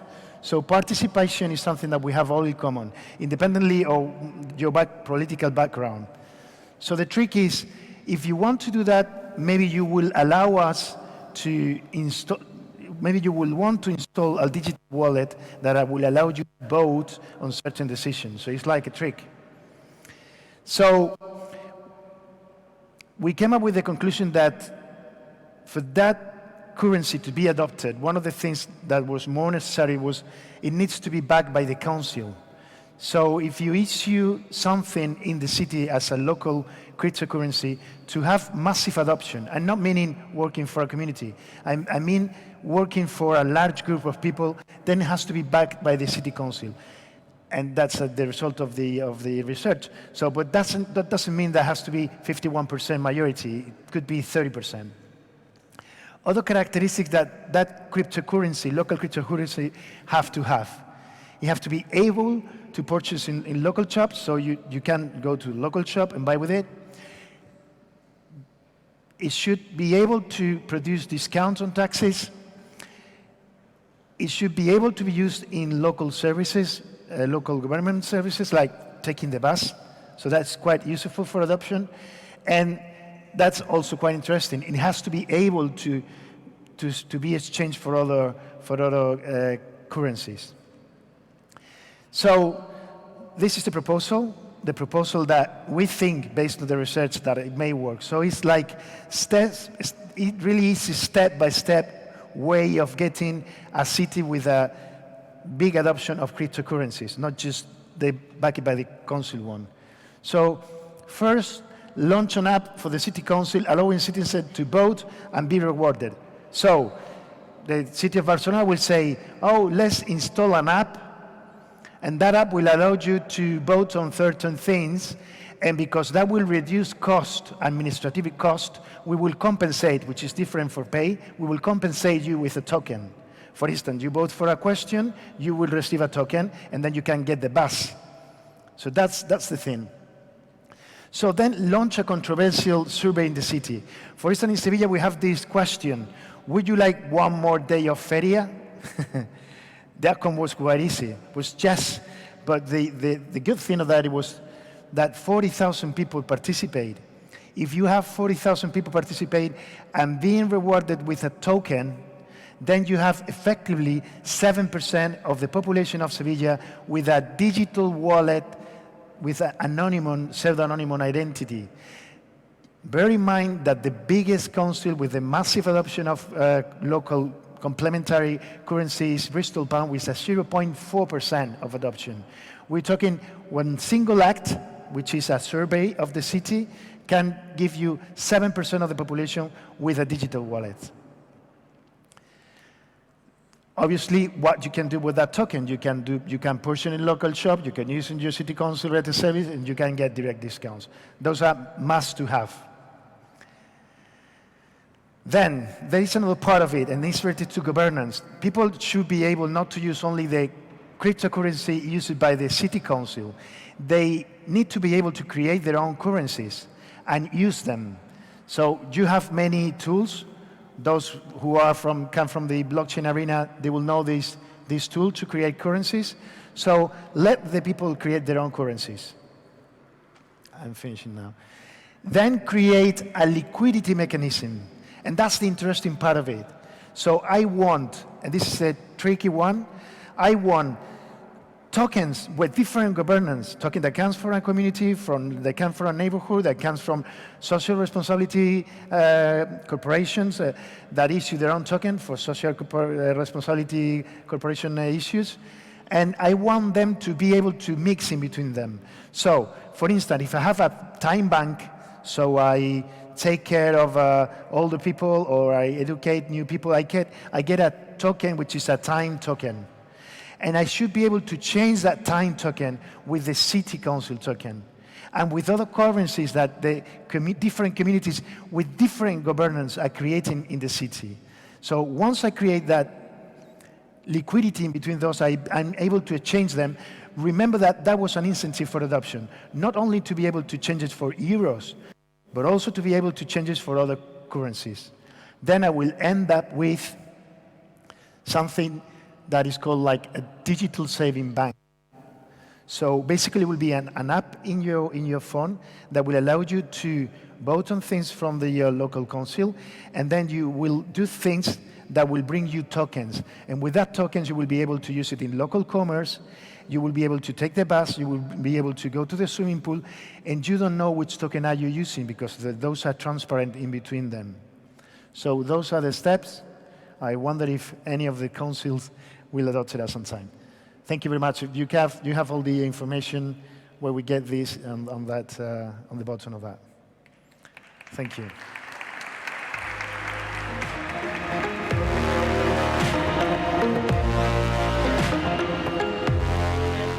Are there any questions? I think we're running really late, but if there is any questions, I will be happy to get them. No? Okay. So I guess next speaker. ¿Dónde está la chica del aparato? So, all right. Thanks. I get one. Thank you. So I'm not the author. Well, actually, that happens if you take data from LinkedIn. It might be dated, right? It's not a blockchain.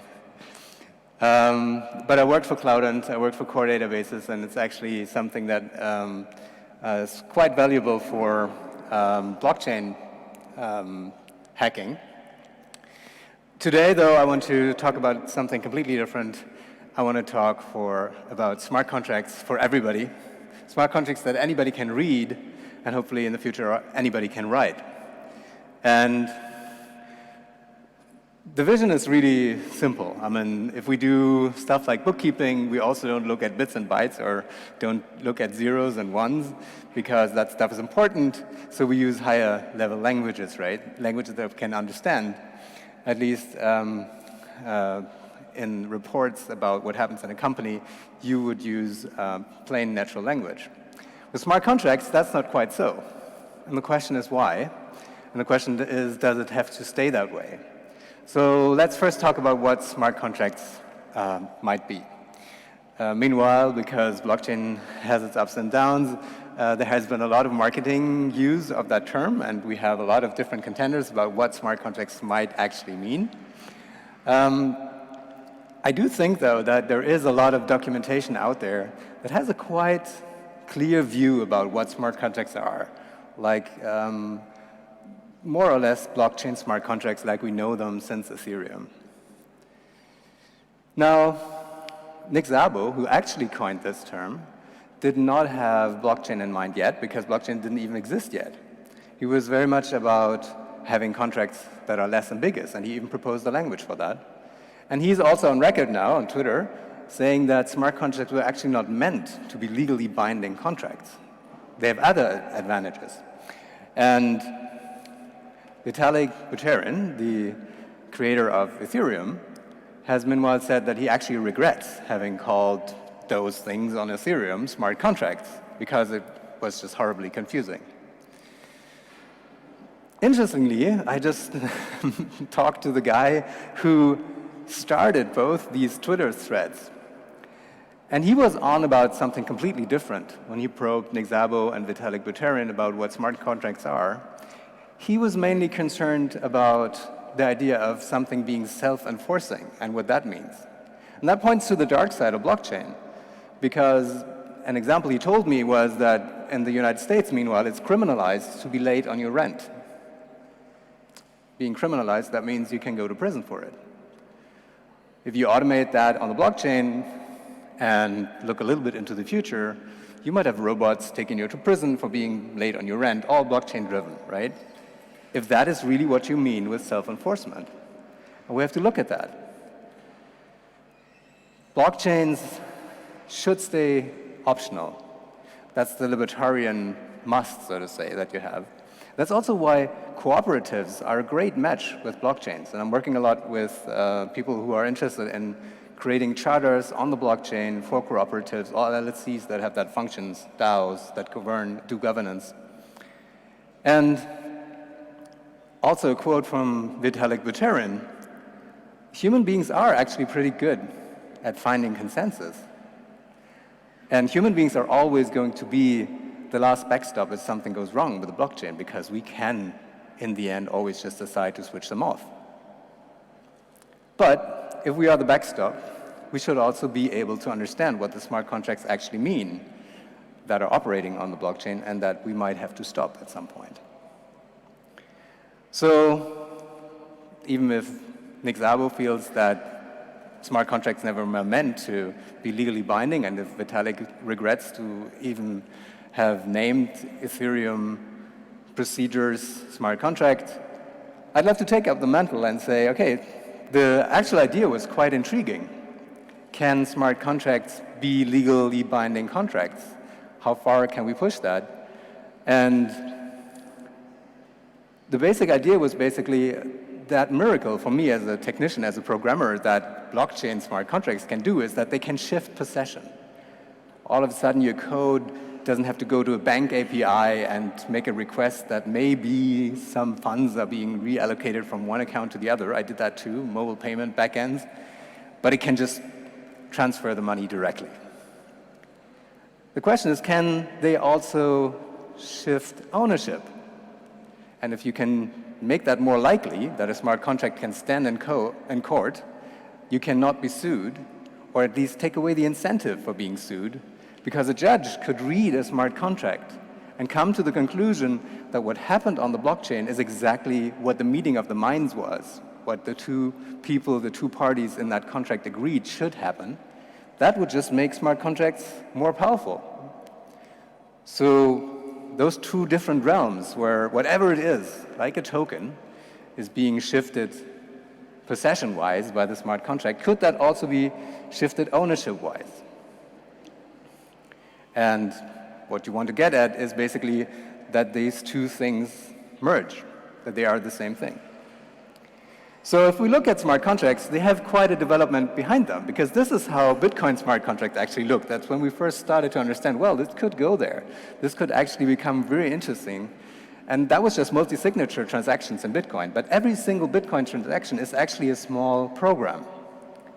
And that's also what fascinated me about Bitcoin and blockchain, that these transactions are actually really genius small programs that are executed by something that is a virtual machine within Bitcoin, although nobody ever talks about it, but it has a language. It's called script.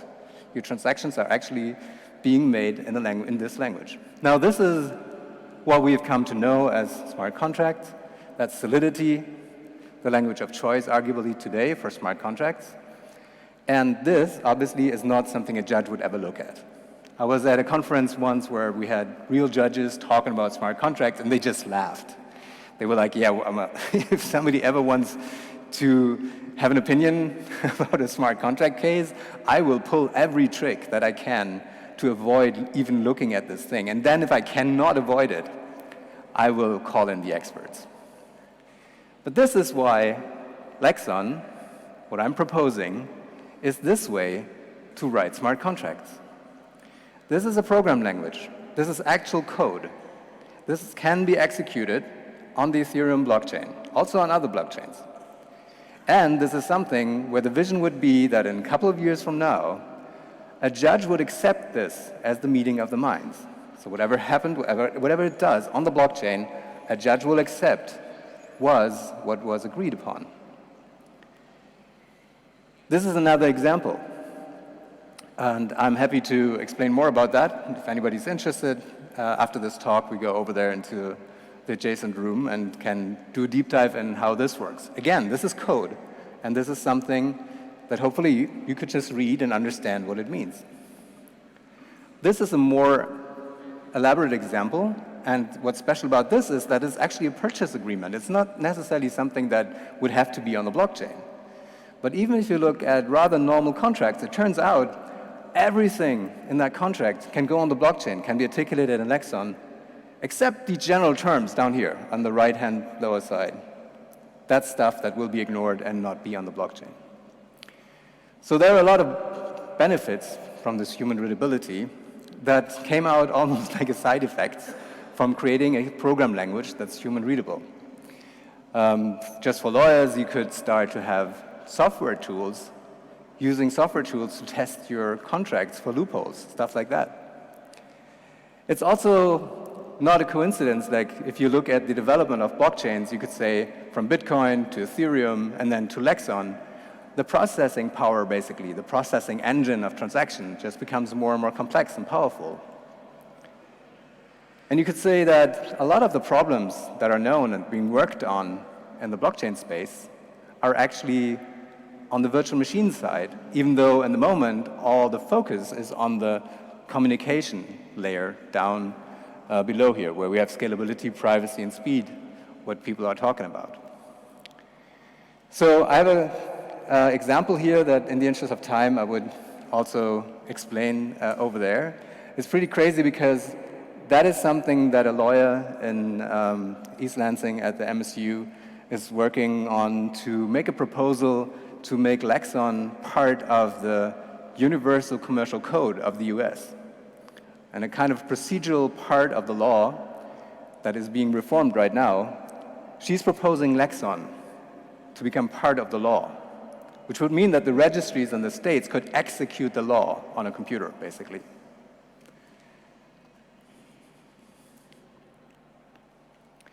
And she was quite excited, and I was excited actually, that she could learn and just give it a try to write Lexon from reading basically the papers that had been written about it.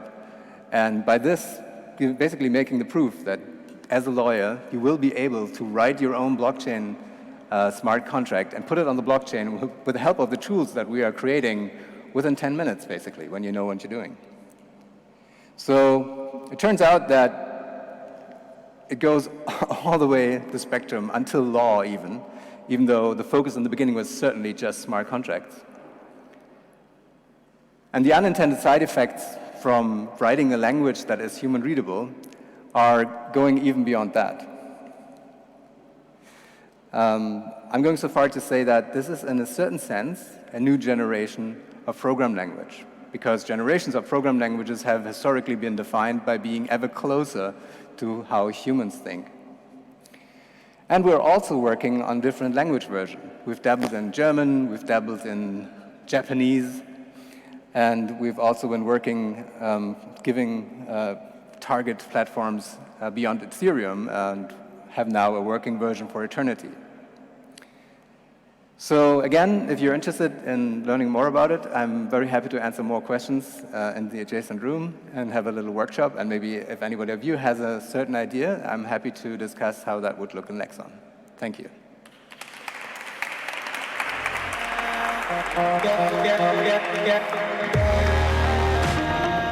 Yeah. So for those of you who want to continue the conversation with Henning, but also, of course, with Miguel, Susanna, Sergi, Pat, etc. So we have a room which is, so during the break, there is a room, if you just go out of this door, go straight, you end up in the next room. There are tables set with posters and stuff, so Henning and the others will be there. And we look forward to continue the conversation with you and enjoy the break. Thank you.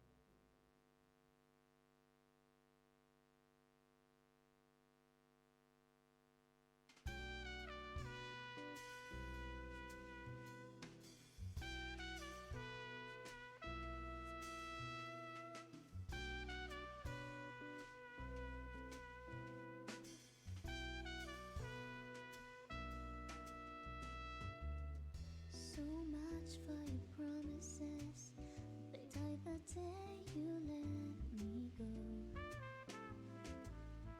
Caught up in a web of lies, but it was just too late to know. I thought it was you who would stand by my side. I know you're giving me nothing but shattered dreams, shattered dreams. Feels like I could run away from this empty heart.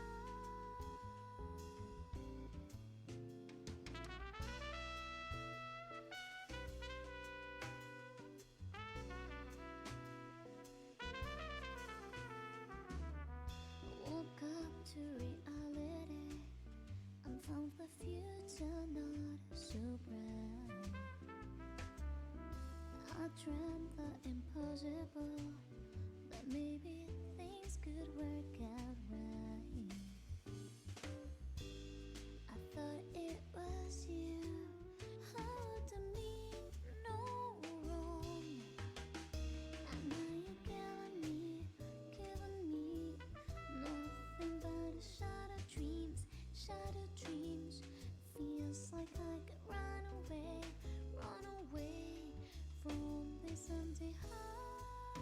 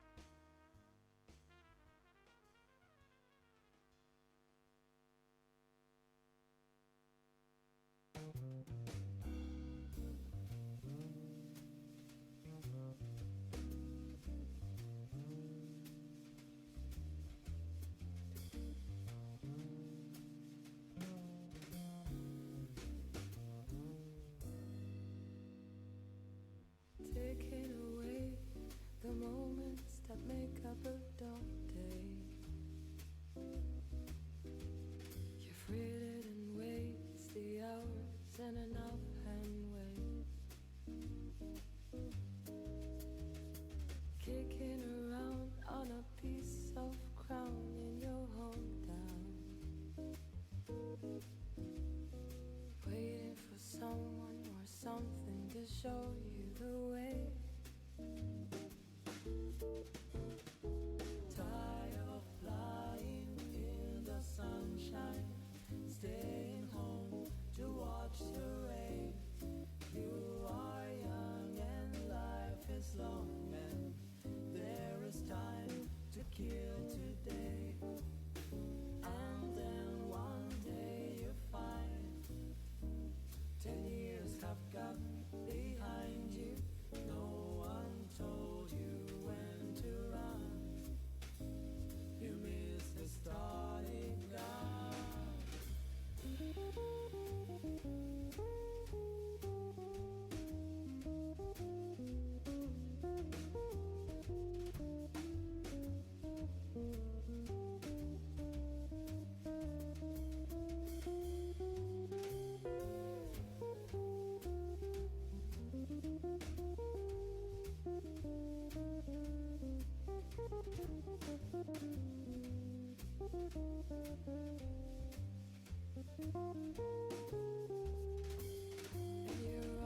And you're on to catch up with the sun, but it's sinking. And racing around to come up behind you again. The sun is the same in a relative way, but you're older,